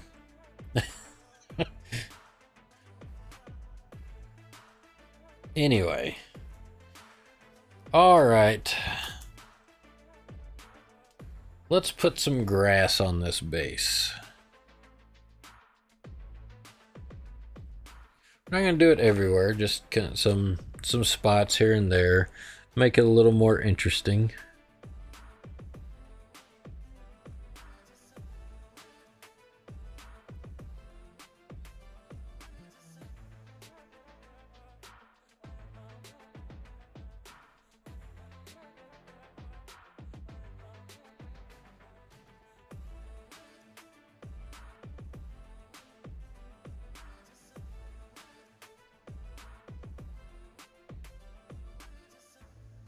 But this is just like, it says it's model glue, but it's just basically Elmer's glue. And I use a really cheap, crappy paintbrush that comes in like those watercolor sets.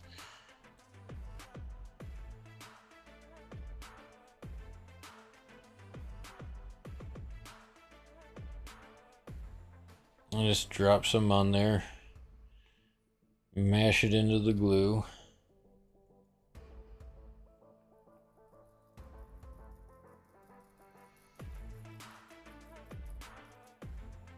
Then tap off the excess, see if we got any glue spots still sticking up.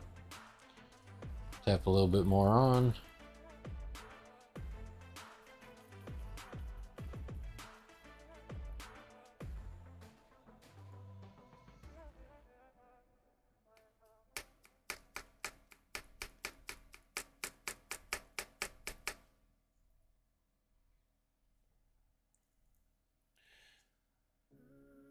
No sound detected. Really? I see sound bars moving on the bottom of my screen.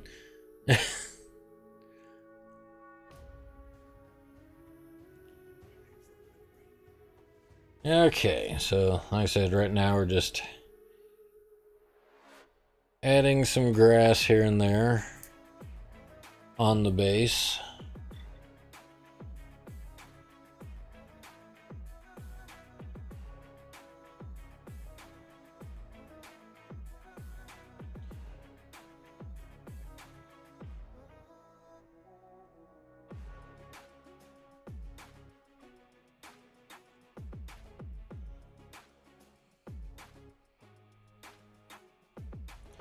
Yes, let's not stick the glue brush into our flocking. That would be bad.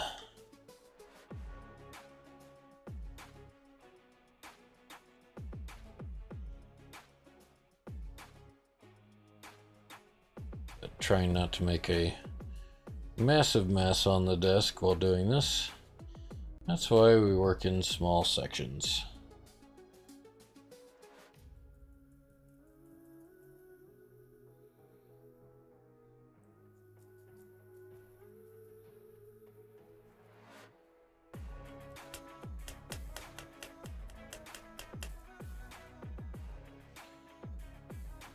But just kind of trying to make him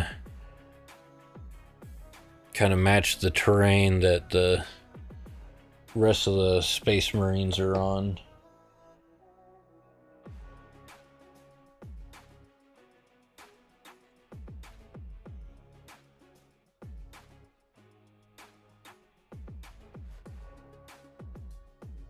But also make it look like he's, maybe crossing a bit of a dry creek bed.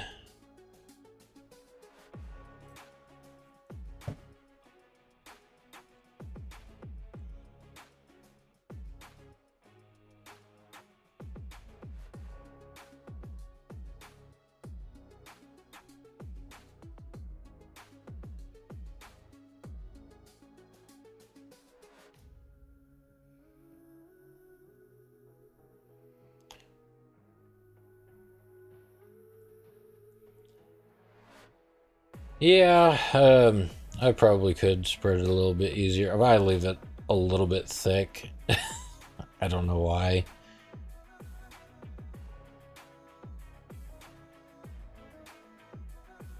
It seems to work out in the end.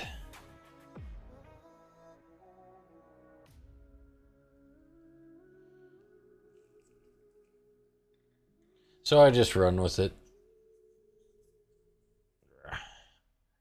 I appreciate the tip, though.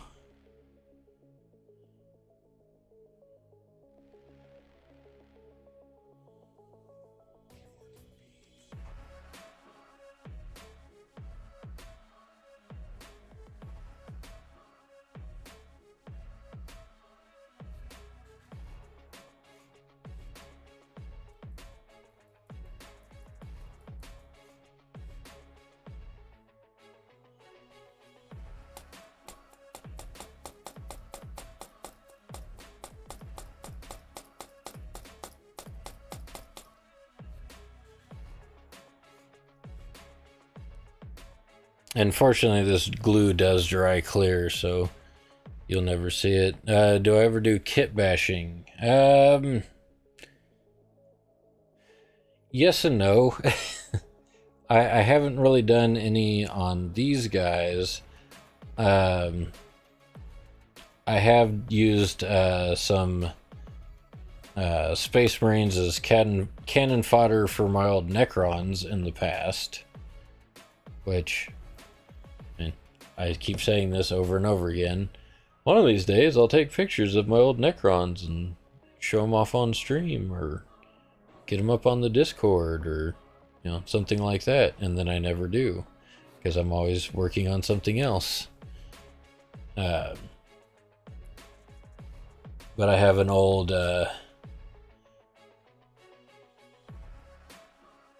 tomb spider separating a blueberry that I very much enjoyed doing.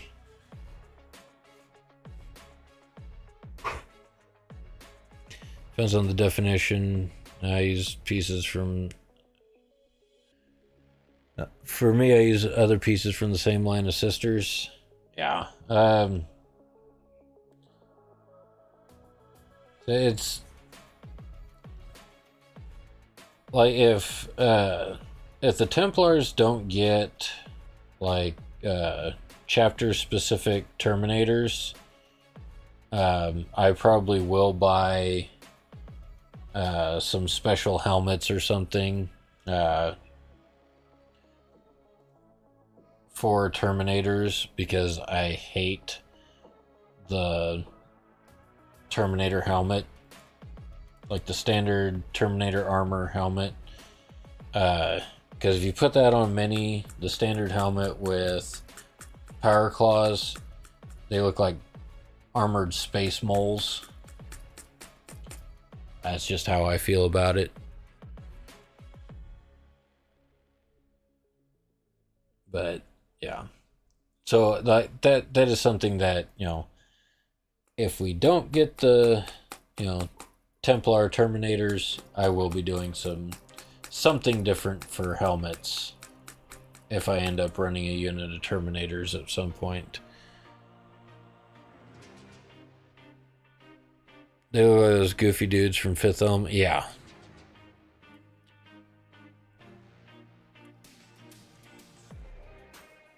Alright, we got our nice rocky, craggy creek bed with some grass on it now. And for whatever reason, my camera's acting wonky. A lot of stuttering all of a sudden. But there we are. Now I do have some little tufts of grass that I will put on after I do rattle can varnish on it. I do the varnish before that because the varnish will kind of gunk up. Yeah. I love how they turned out. I was super nervous about it. I'll be completely honest, because I've kind of got trying to make sure I don't have anything on my hands. Because I've got all the like blue vents everywhere, I wanted to make it look like the claws were powered up, and I love how they turned out. I'm still too scared to use the airbrush for stuff like that, because I don't have enough practice with it yet.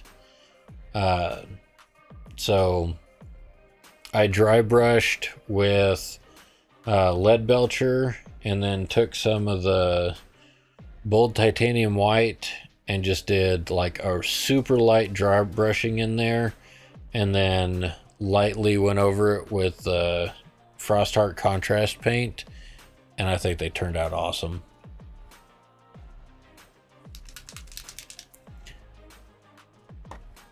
But there we are. We have our Black Templar Brutalis Dreadnought ready to be varnished. And it is done.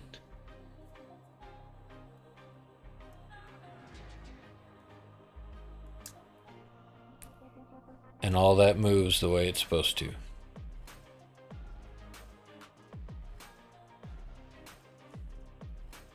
Ah, I'm so happy this is finished now. Looks so good.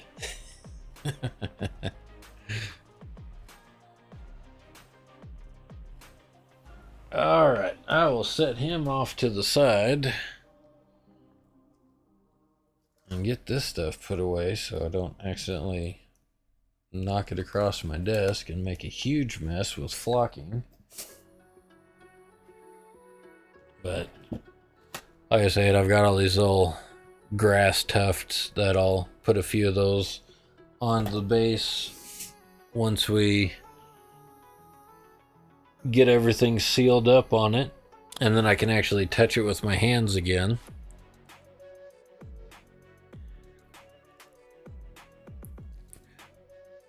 But yeah, that is the Dreadnought finally completed.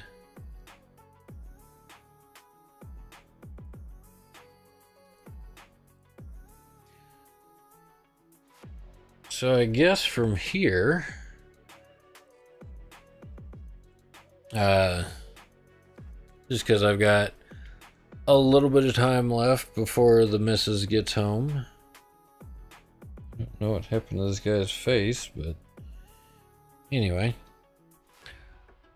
I'm just going to work on this guy for a little while. See if I can't get him finished up or close to finished.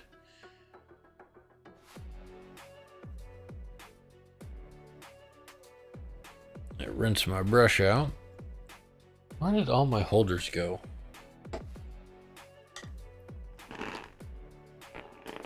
All my holders are holding partially assembled, partially painted intercessors that one of these days I will get back to. But like I say, I want to try and get a couple of D&D minis finished, so I can take them down to the local game store and put them up for consignment and see if anyone is interested in buying painted D&D minis. This one I started painting because normally when I paint skin, I'll use like Cadian flesh tone, and then I'll do a wash over it and then dry brush with Cadian flesh tone, or if I'm going for a darker skin color, I'll use, like Gothor brown, then do a wash with Agraxar shade, and then dry brush with some Gothor brown. But I was entering a painting contest at one of the local game stores, which I don't think the painting contest was judged appropriately, so I won't get too much into that. But anyway, it was this bust, and I'd never really painted this amount of skin before, so I knew on something this big, trying to do a base coat and then a wash and then dry brush over it just wouldn't look smooth. It wouldn't look right. So I actually had to take the time to learn to layer paint for skin, not foreskin, for the purpose of painting skin. Anyway, so I basically had to learn a new painting technique to get this guy done, and ended up not even placing. In my category, in the intermediate category, the second place winner had chip paint all over their mini. It was streaked, and they did absolutely nothing to clean up any support connections off of the model, which it took me probably an hour to get his neck, back, and shoulder cleaned up from all the print supports that were on him. Like, I can show you, like, I cleaned almost all of them off, so, but it's like there's like one little dimple right there that was just too hard to clean up, so I left it. But yeah, this didn't place, but something that had streaky paint, chipped paint, didn't clean up their support connection points or anything, got second. I'm like, okay, whatever. I'm probably not going to do another contest at that store ever again. Regardless. So this was my first attempt at actually layering the paint on there, just to get some practice, which is why he's only partially painted, and then I just started doing a little bit here and there on him during our D&D sessions. So if you are interested, a group of friends and I, typically on Monday nights, we're streaming our D&D sessions. We're running the Rime of the Frost Maiden campaign. Our DM is on a business trip right now, so he wasn't available this week. We should be back to it next week. If anyone's interested, you can follow me over on Twitch or YouTube to watch those live. As long as I remember to hit go live on YouTube, which I forget to do all the time. So I'll always look over and check, am I streaming to YouTube? Okay, we're good.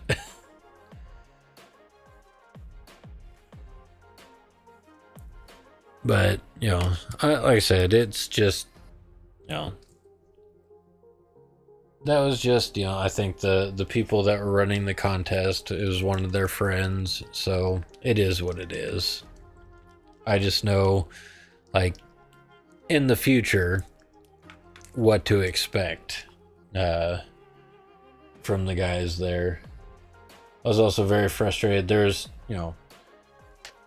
almost an equally well painted model, maybe even a little bit better, that was entered into the beginner category. Well, guess which one won the beginner category? It's like, and I would have understood not placing if you'd taken that guy that entered obviously into the wrong category and bumped him up into intermediate and judged intermediate fairly. I wouldn't have a problem with that. It's like, yeah, he entered the wrong thing. Yeah, his looked a little bit, potentially looked a little bit better than mine. At that point, it is what it is. I'm not going to hold that against him, because that's just being fair to, the other people that entered in the appropriate category.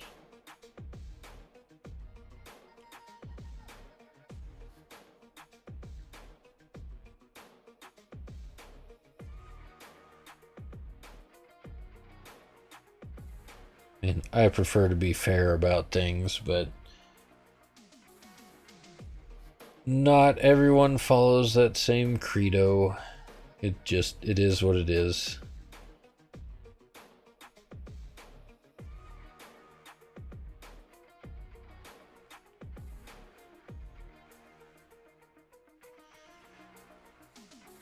Like I said, now that the Dreadnought's finished, we're just gonna kind of dink around with our little D&D mini here. I would set him on the desk, but because I'm painting other things, I don't want to accidentally flick paint on it or spill paint on it. But I will be posting a TikTok of it later, now that it is finally assembled and finished with the painting on it.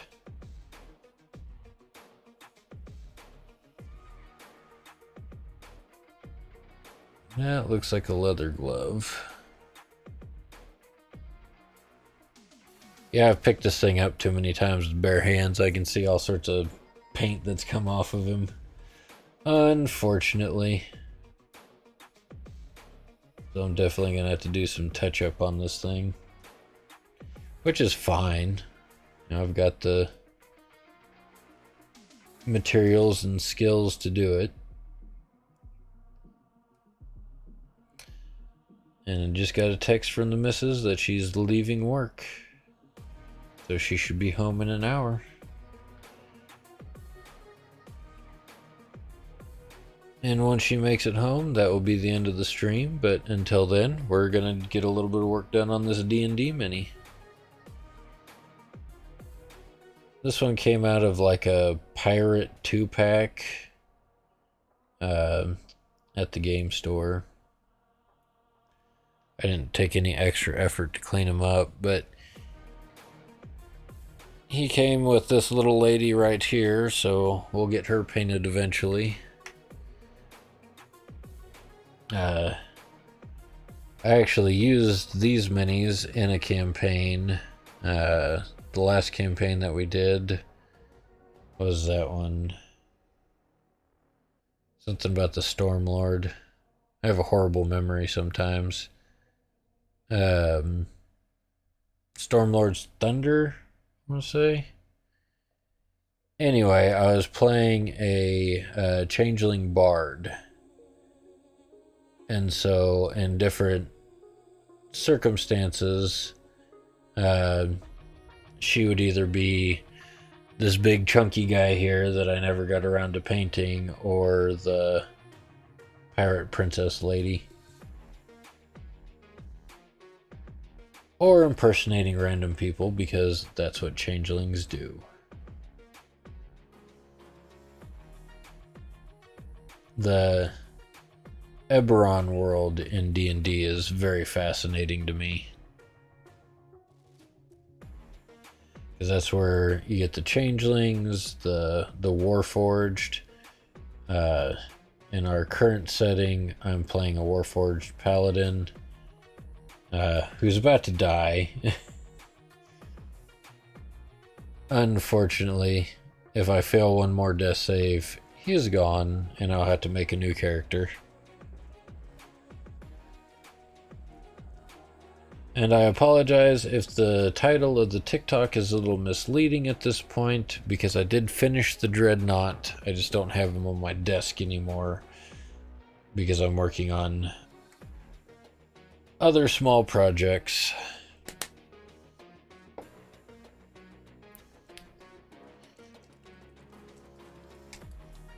While I finish up tonight's stream.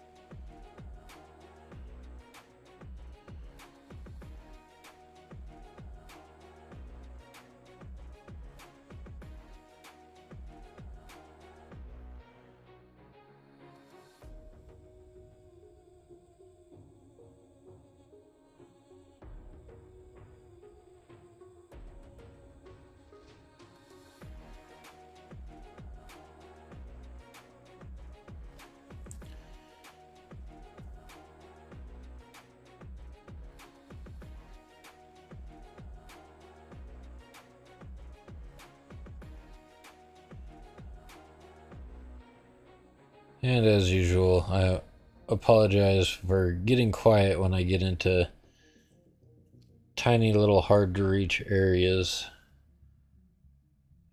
while painting. And this is one of the reasons why I prefer subassembly when painting miniatures, so I don't have these awkward angles that I'm trying to get painted.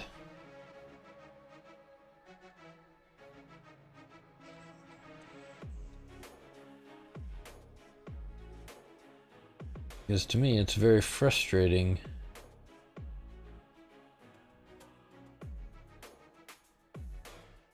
trying to get in all these little nooks and crannies when the model is fully assembled.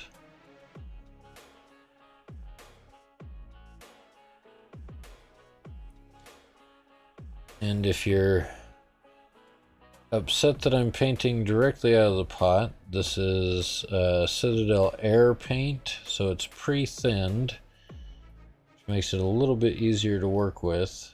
I have a few that are the Citadel Air paints, simply for, you know, convenience of doing small areas, particularly metallics. I don't do a lot of large metallic painting.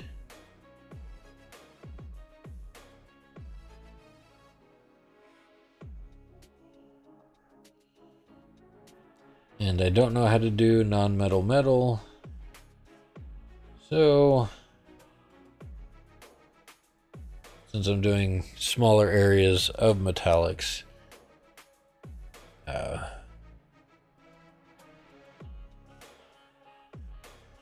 we just do it this way.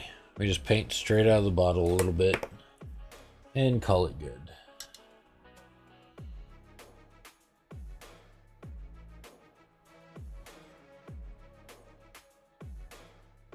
And I don't know what kind of primer they use on these things, but sometimes the paint doesn't stick to them very well.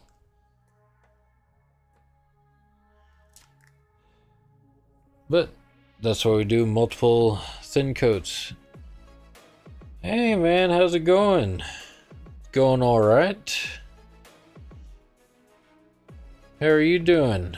I heard you were getting into some detailing stuff, opening up another business venture.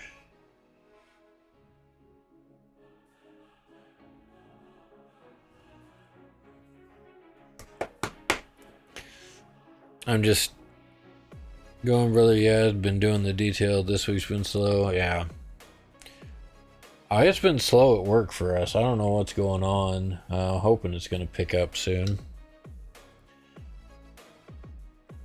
But I haven't seen you streaming, so I haven't been able to check on you. First month did 5K. Nice. Can't complain about that. Of course, you know, streamed today for the first time. Back to playing video games, or did you stream vacuuming cars?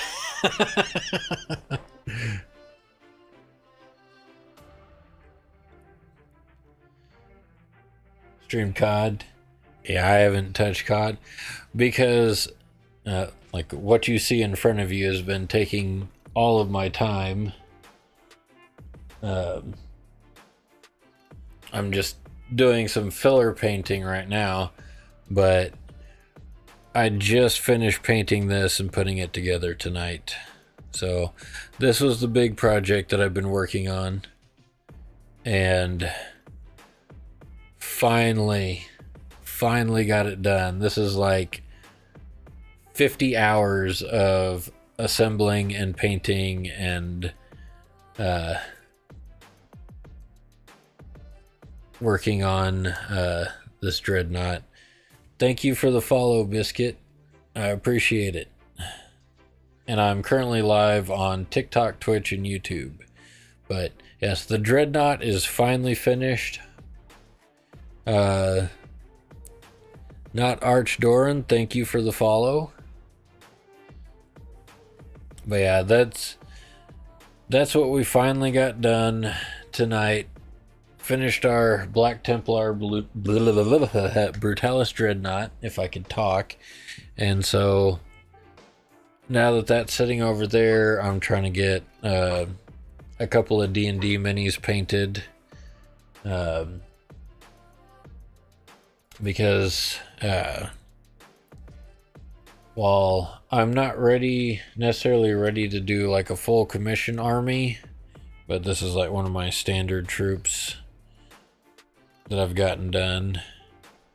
I want to get some D&D minis painted and into local game stores and see if I could sell them on consignment. Maybe make a little bit of extra money here and there. Still watching, man, just in the middle of the game. You're a talented bro. I just want them to look cool. So it's like I sit there and, take a lot of extra time on them. But I did notice a couple of spots on this guy where his... because I've been picking these up without gloves on, some of the paint's coming off. So I need to touch that up real quick.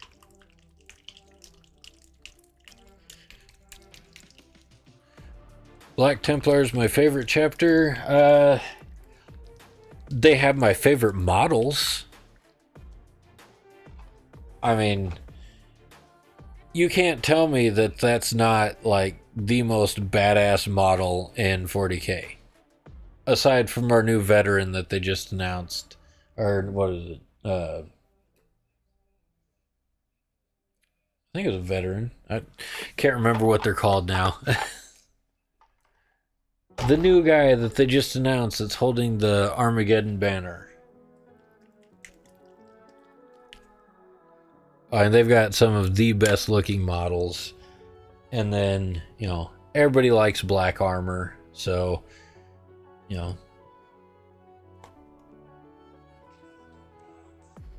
yeah, their models look so good. It's like,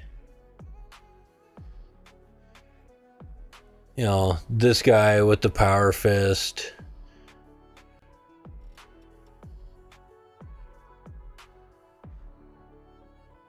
Just looks super dope. Like, even their neophyte guys. Even these guys look badass. And they don't even have helmets.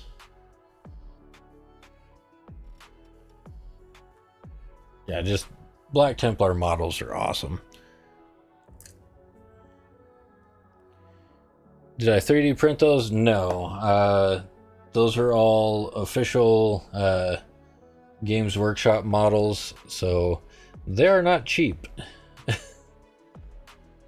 Unfortunately. I don't have a resin printer, so there are some 3D printable bits that I would like to get, but I don't have the proper printer for them yet. A resin printer is on the wish list at some point.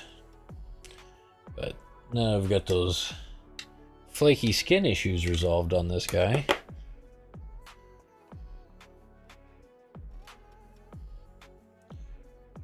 Yeah, unfortunately, like your standard filament printers just can't get fine enough detail. Do I have something over here that's 3D printed? Oh, yes, I do. Lots of them. Do I have one that's not covered with stuff? No, of course not. Like these coasters I 3D printed, but you can see all the lines in them. I need to wash my coasters, but all these lines will show up on your models, and if they're in the fine detail, so all your super small models. If I had a 3D printer, like this one was 3D printed, but I picked it up for a painting contest at a local game store. So you can get, super smooth, fine prints that are 3D printed. Like this guy here, he was 3D printed for another contest that, both of those contests I did not place in. And the most recent one I'm a little bitter about, but it is what it is.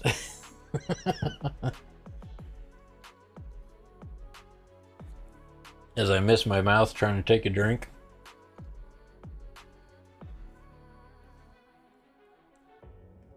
It doesn't help that I was wrestling with the puppy and she headbutted the crap out of me and busted my lip open. So I got a little bit of a swollen lip. Fortunately, at this camera angle, the mustache hides it so you can't see it.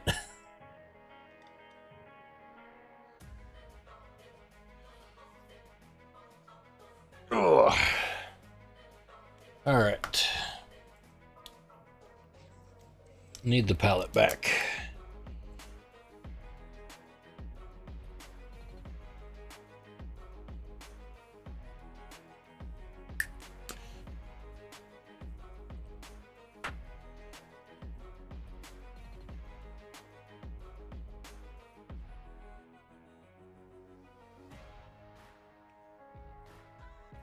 I probably need more paint than that, but we'll run with it for now.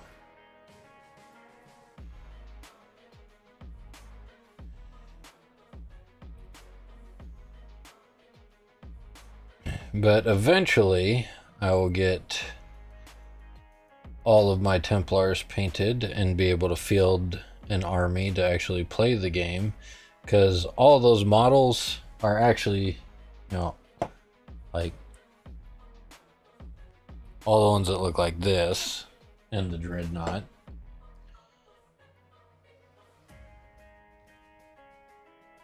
And this Impulsor. They're all to play a big tabletop game that eventually I'll get enough models painted that I'll be able to start playing it again. But painting models takes a lot of extra time that I don't necessarily have on a day-to-day basis.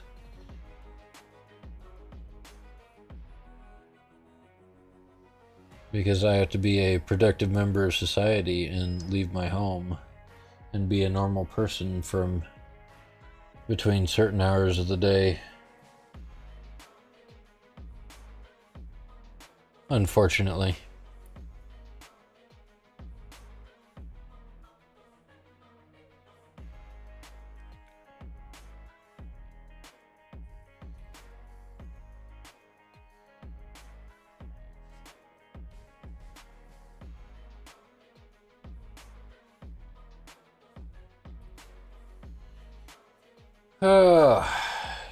But yeah, like I said, we've finished the Dreadnought tonight, so we're just kind of filling time.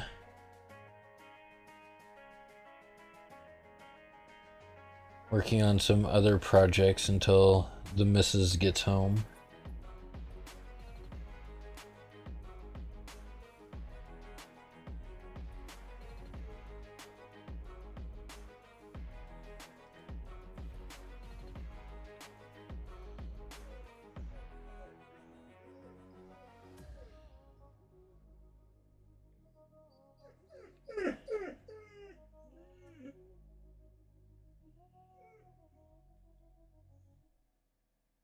Alright, you're gonna have to give me a couple minutes.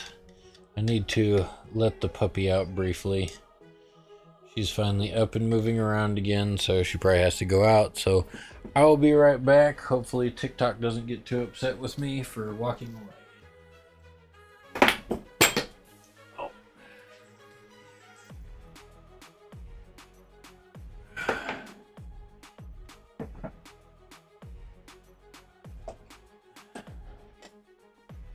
Dog's trying to destroy my office.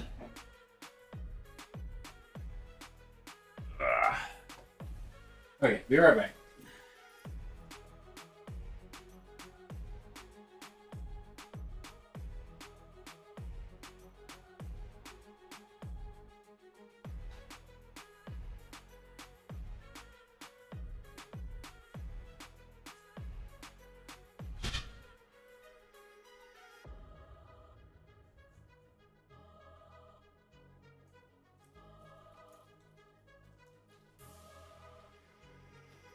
Alright, now I have to keep an ear out because they will let me know when they want to come back in.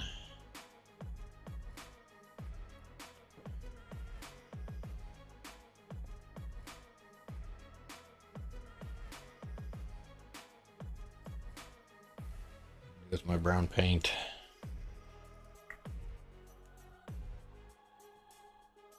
I severely underestimated the amount of paint I would need because I forgot about his boots. So we're not doing a super detailed job on this guy. We're just trying to get him painted, get him finished. Just to have something else to show off.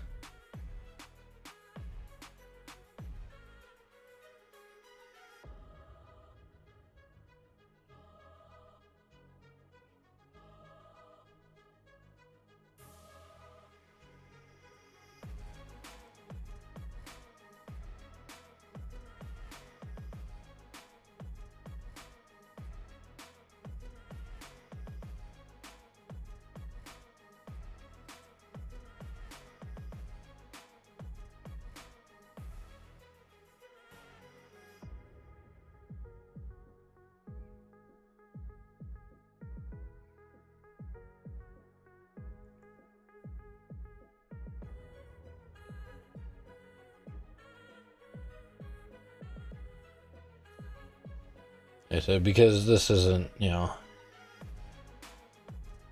I'm trying to make him look nice but not be super detailed to do like a consignment sales. What's the reason to do a colored wash on a mini? Well, I will show you momentarily.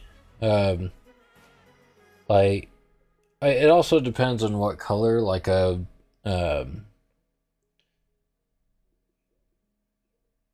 like blue, like if you have a specific color that you're doing, like blue or red or whatever, it just, it can help bring out, different highlights and lowlights, in the model that you're painting at the time. Like what I'm working on right now will be a good example of what a wash will do for you. Like right now I'm just, you know, trying to get his boots painted brown. And then I will do a wash with Agrax Earthshade, which is a brown wash. And you'll be able to see like all the little details pop out instead of them all being a solid color. Like I'm doing silver armor but want to show a little battle worn coloring. Okay, so for something like that, that's a little bit of a different process.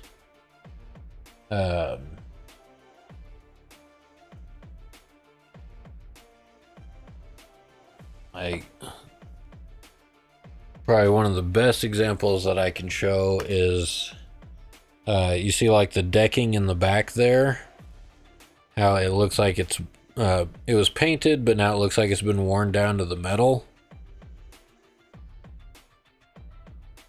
So that you do, like the way I did this, was with just a little corner of a sponge paintbrush and just kind of dabbed it on there. And then on top of that, I did like a little bit of the Agrax Earthshade. Same thing with the sponge. So it looks kind of dirty, looks kind of worn down. But you can do that on larger armor pieces. So you'll take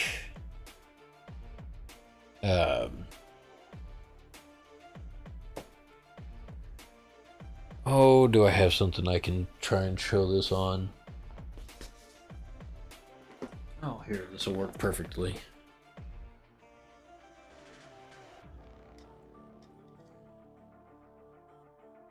Okay, since this isn't a completely flat surface, it'll actually help me out a little bit. So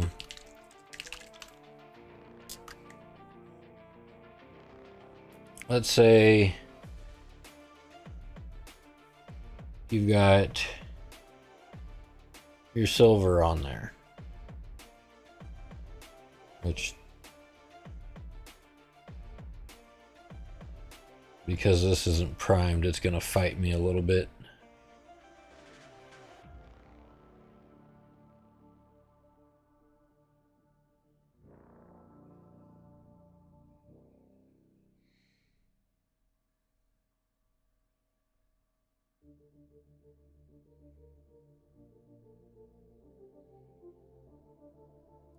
So it's like you've got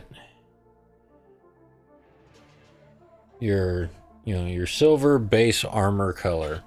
And of course, like I said, this is textured, so it's gonna help out a little bit to, show what the effect is gonna look like. I just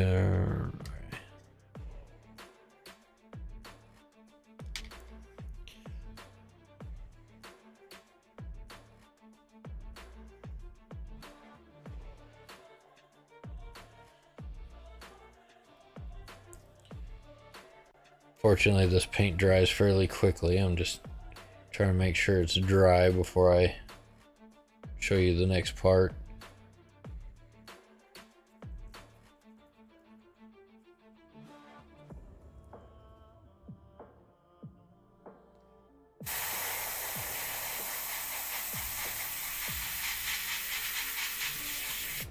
Another handy use for an airbrush is to help dry paint. Blast a little air on it.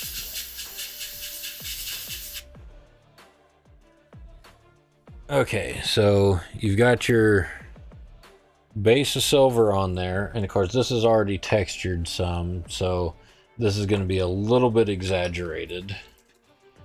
But then you'll take your Nuln Oil or whatever wash you're using,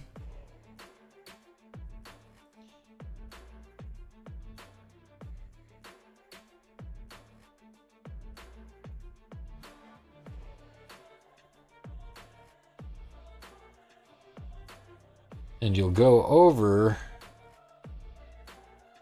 the part that you did silver. So it kind of grunges it up a little bit.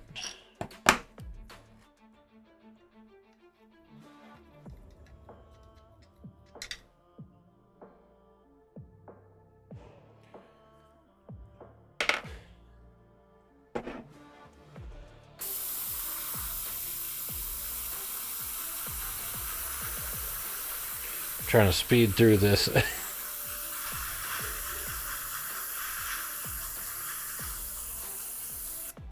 So like you can see, like the very edge of it's the original silver, then you got your Nuln Oil on it.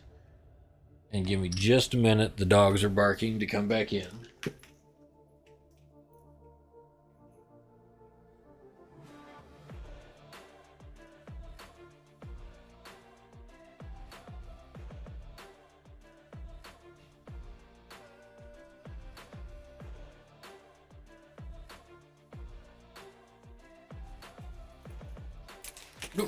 Watch out, puppy.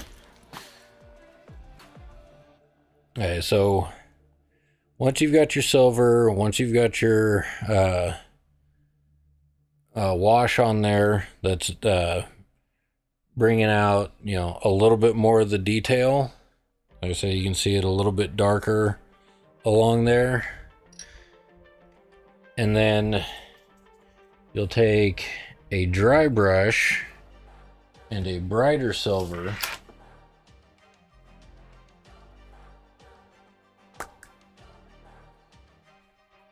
and you'll get just a little bit of paint,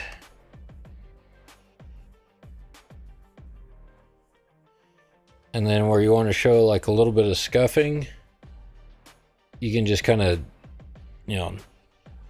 dab that or stipple the paint on there, so it looks like something scraped across there. Or if you're trying to do like an actual scrape,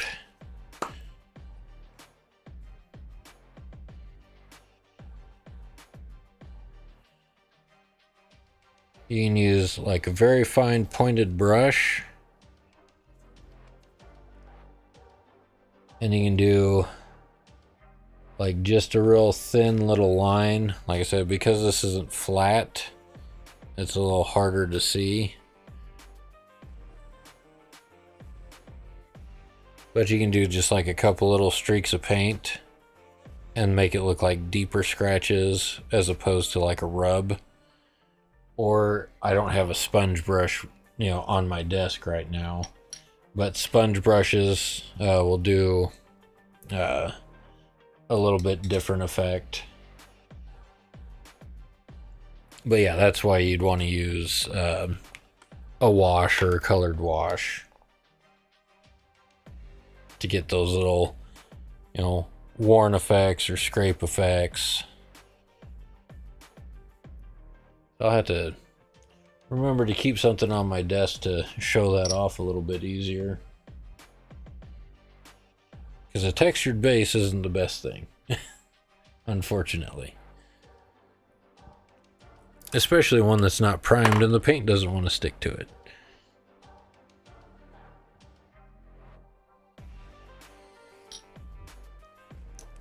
But it's just, learning how to layer your paints. And thank you for the GG, Dank Wizard.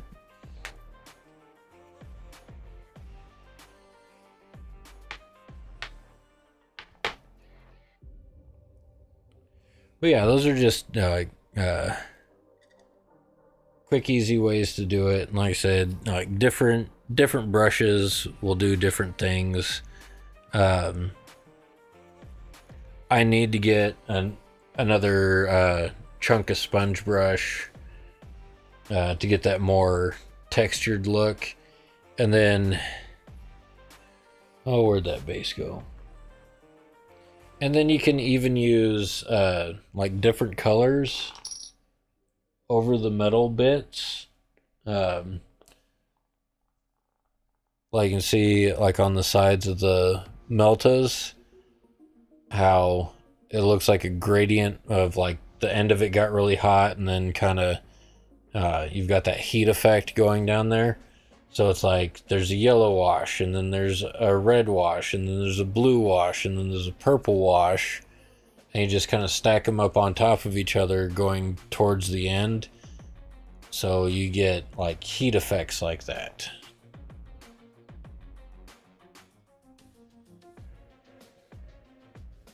But those are just a couple of examples of using washes for different things. But most commonly, it's to get more details out of a solid colored section. Like I'll show on these boots in a minute.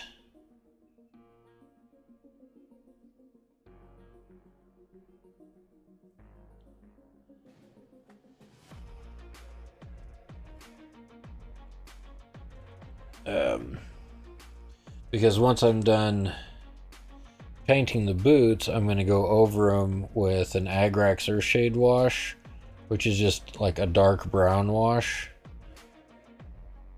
And where it pools in will get a lot darker. Where you wipe it away, it'll be lighter, and just brings out like all the details on the boots that are a lot harder to see when they're just one solid uniform color.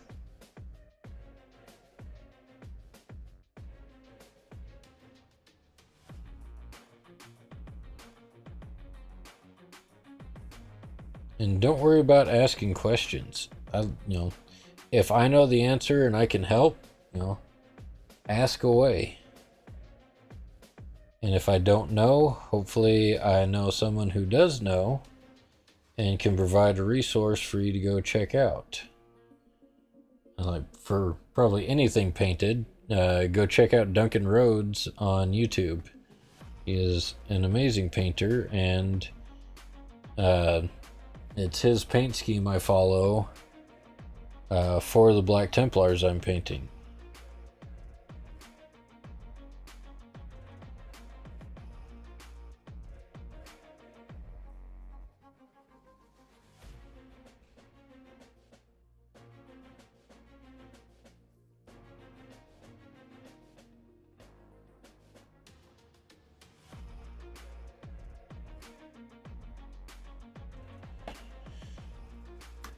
Just a little bit more brown.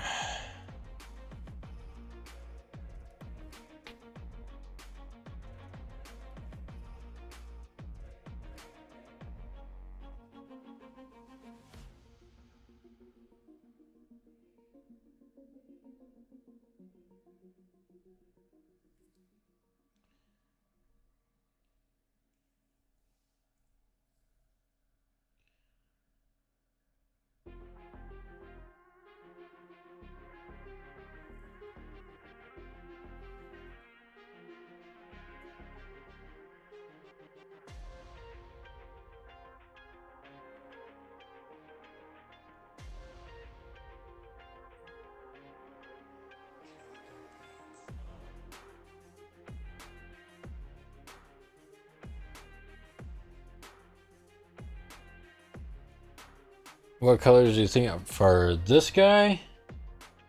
I have no idea.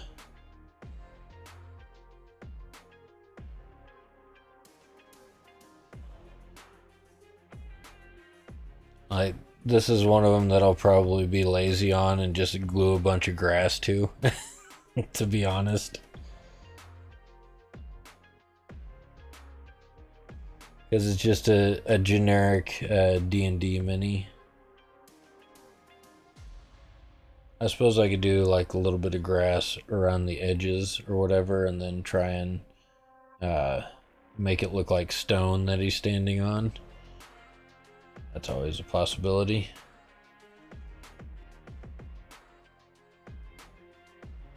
Alright, so you see the boots, how they just kind of look like brown blobs right now.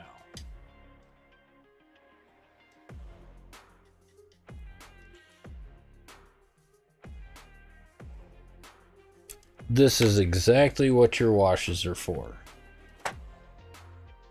Also, this wristband right here.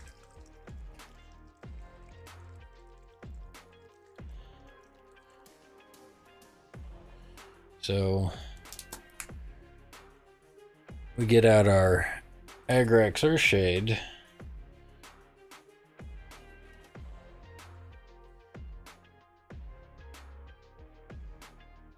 And we just go over those brown parts, and some of the wash will pool down into the recesses and darken them up, so you can see all the details a lot better. So the little strap going around his wrist, there's not a lot to see.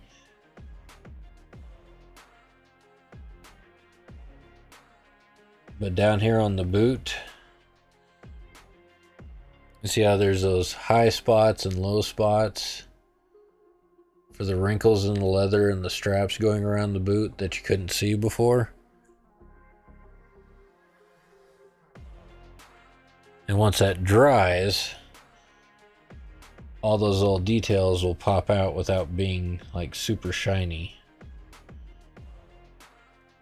And that's what washes are really good for.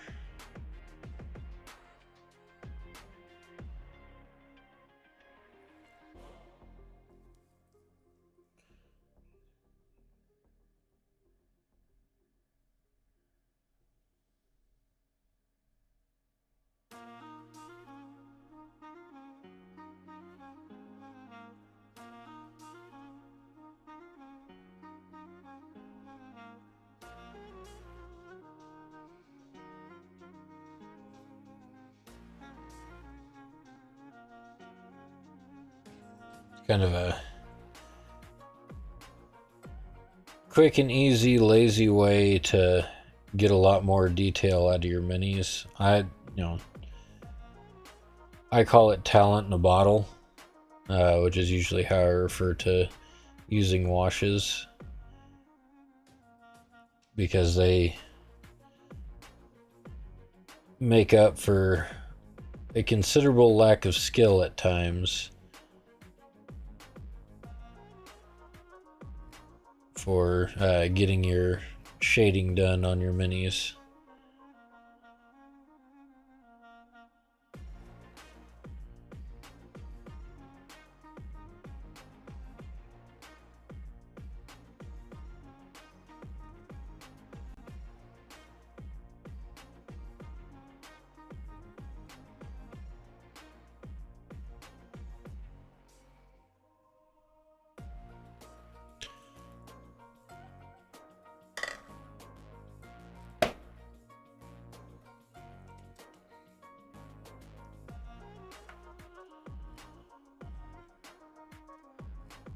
Now it's a little hard to see with the shininess of the wet paint.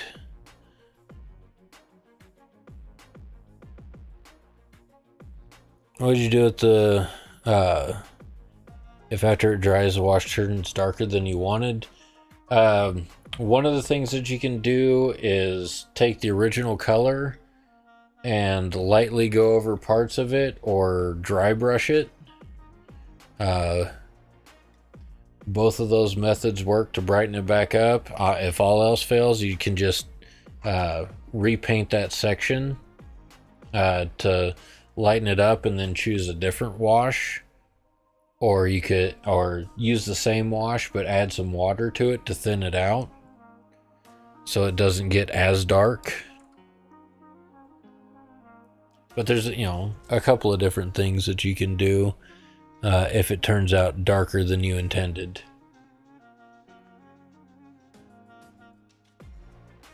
There. So you can definitely see the straps going around his boot now. And the little spots around, like the little buttons and stuff around the cuffs of the boot.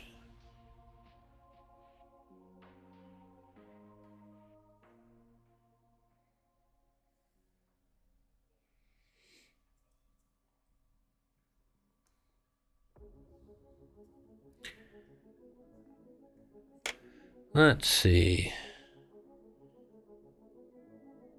He's a pirate. He might have some brightly colored clothes on. What do I do with my brush?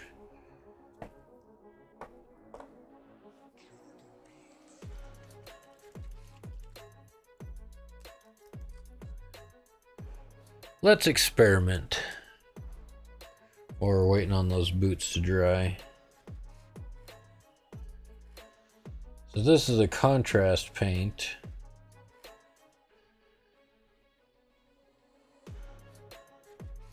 Which just means it's like a super thin paint that, allows you to paint things a lot quicker.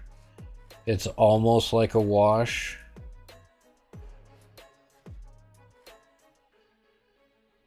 As it'll like flow into little cracks and recesses and get darker.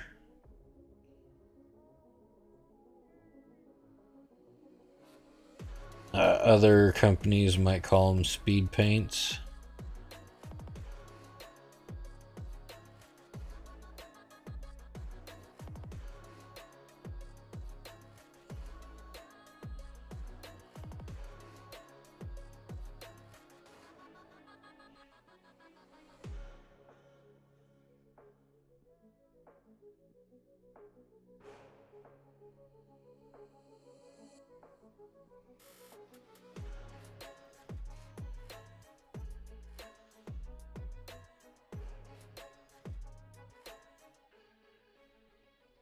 They're a little harder to control than like your regular paints because they are so runny.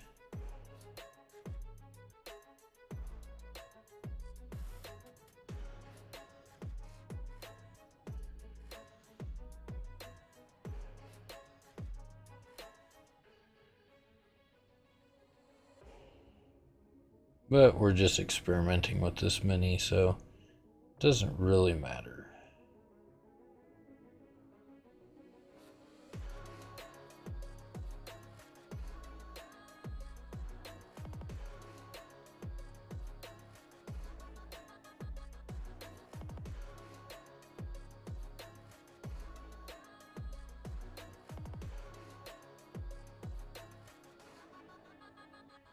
Now, some people can use contrast paints very well. I am not one of those people. I just kind of mess around with them.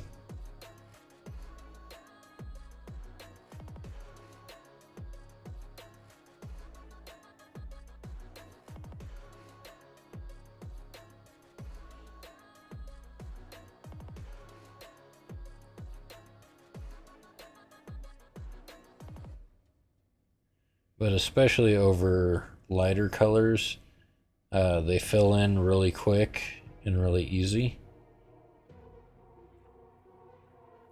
And they can help bring out some extra detail.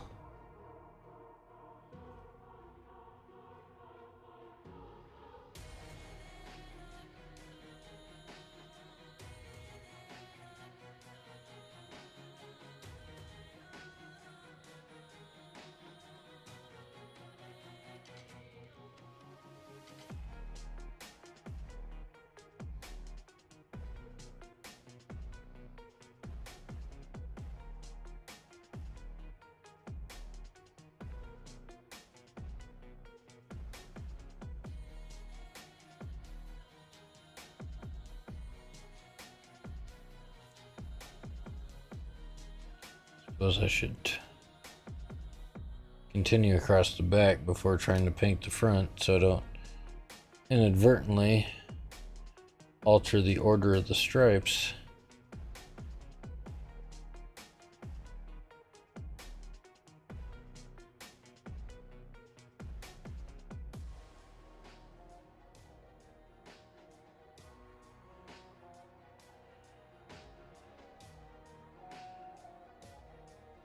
There's some interesting spots on this mini, so I don't know how this is going to turn out.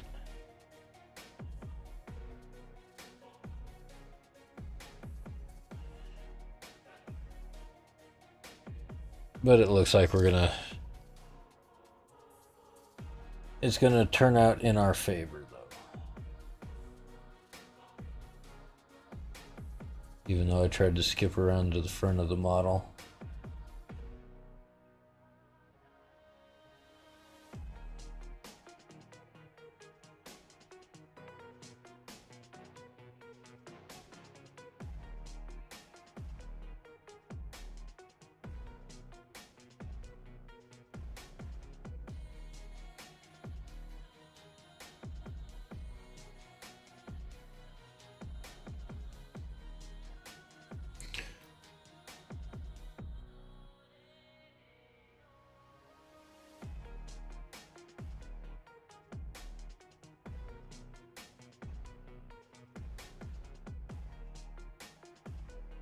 Trying not to let the red get too far out of hand, because I'm going to be going back with another contrast paint to do the other stripe.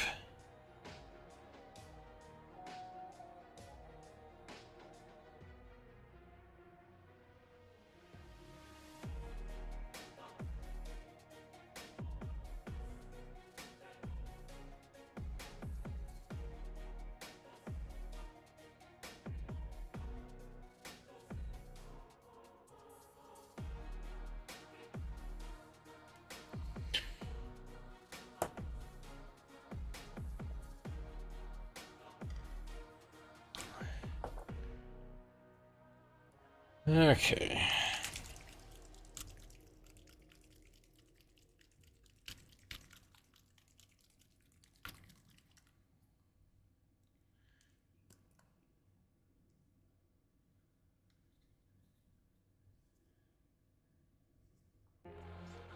Like I said, we're just messing around with this, having a good time, so...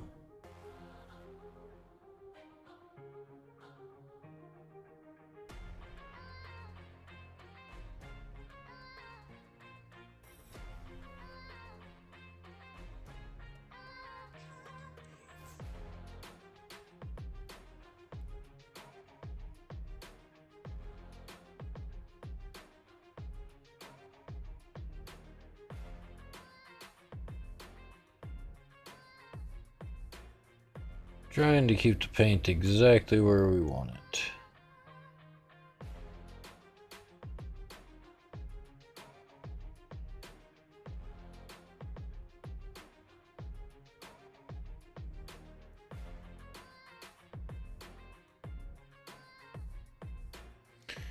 Hey Toast, how's it going?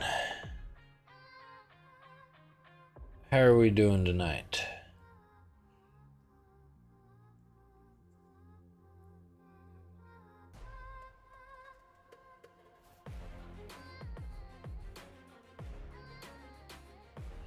Going great. How about you? I'm doing just fine.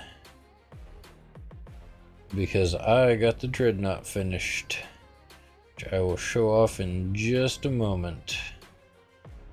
Since you finally made it to the stream. Because right now I'm working on a random D&D mini. Just having some fun.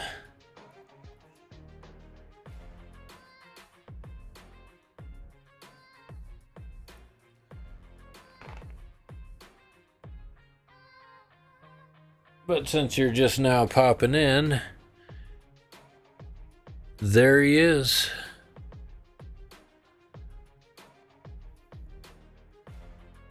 Finally all glued together.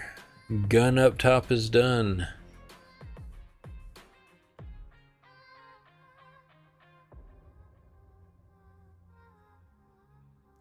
I'm so glad this is finished. I had a great time painting it, but oh man, that was a journey.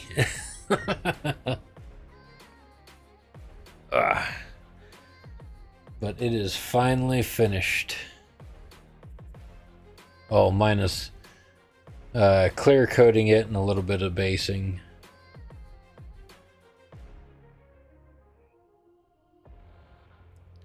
Yeah, it was definitely a lot of hard work getting that thing done.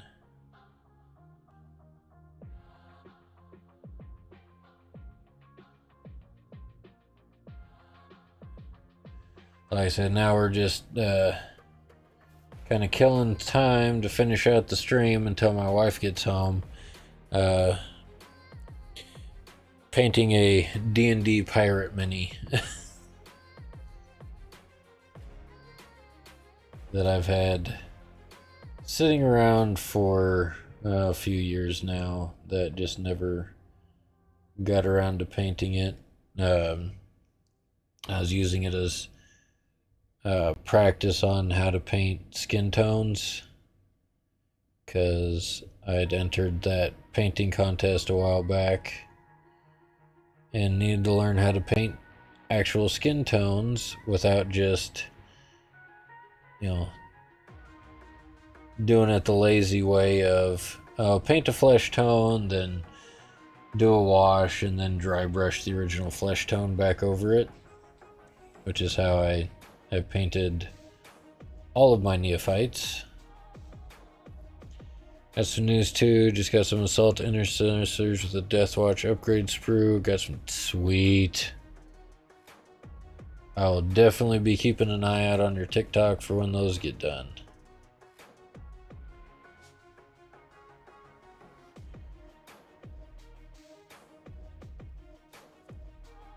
Because, you know, the Templars are all about the Deathwatch.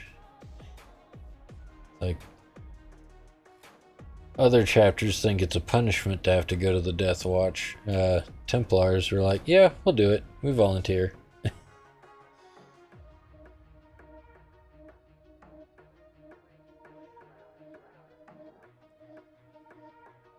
But some new Deathwatch minis sound cool.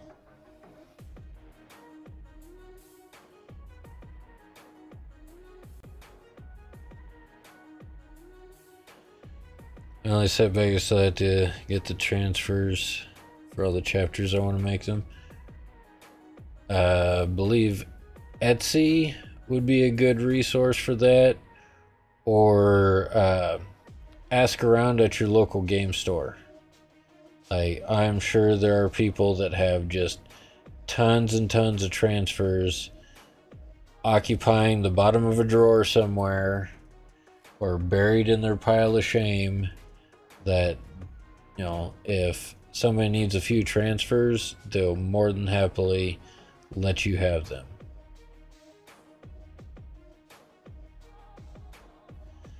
Especially if you tell folks what you're doing. It's like, yeah, I'm making Death Watch that are from several different chapters. I just need the transfers to be able to finish the models.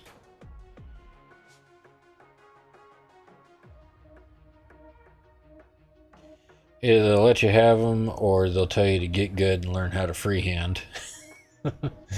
Which, unfortunately, I can see some folks actually doing. Like, no, you gotta figure out how to freehand that stuff. Come on, dude. I need some transfers. But, I mean, that's probably going to be your best bet. You know, just somebody at your local game store is going to have transfers. One thing is sure, I'll never freehand. Don't trust myself that much. And those people would be called toxic. Yes, yes, they would.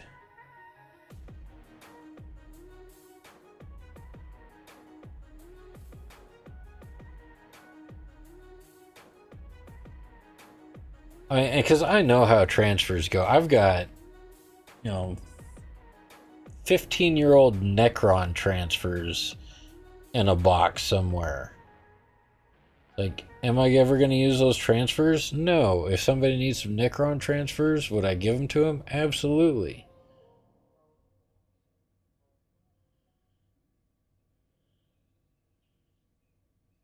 They're things that a lot of people don't use anyway, so they've got them stuffed in a box somewhere. Just ask around your local game stores. I'm sure somebody would be like, oh yeah, I got them sitting, at home in a shoebox somewhere. I'll grab some and bring them next time.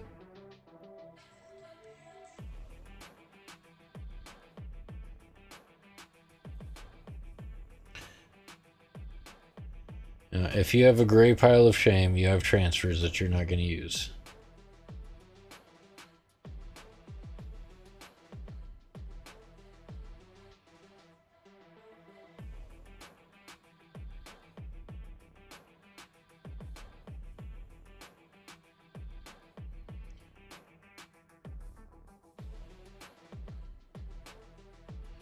This was GW put a few more chapters on the transfer so that it comes in the box. Yeah, that'd be nice.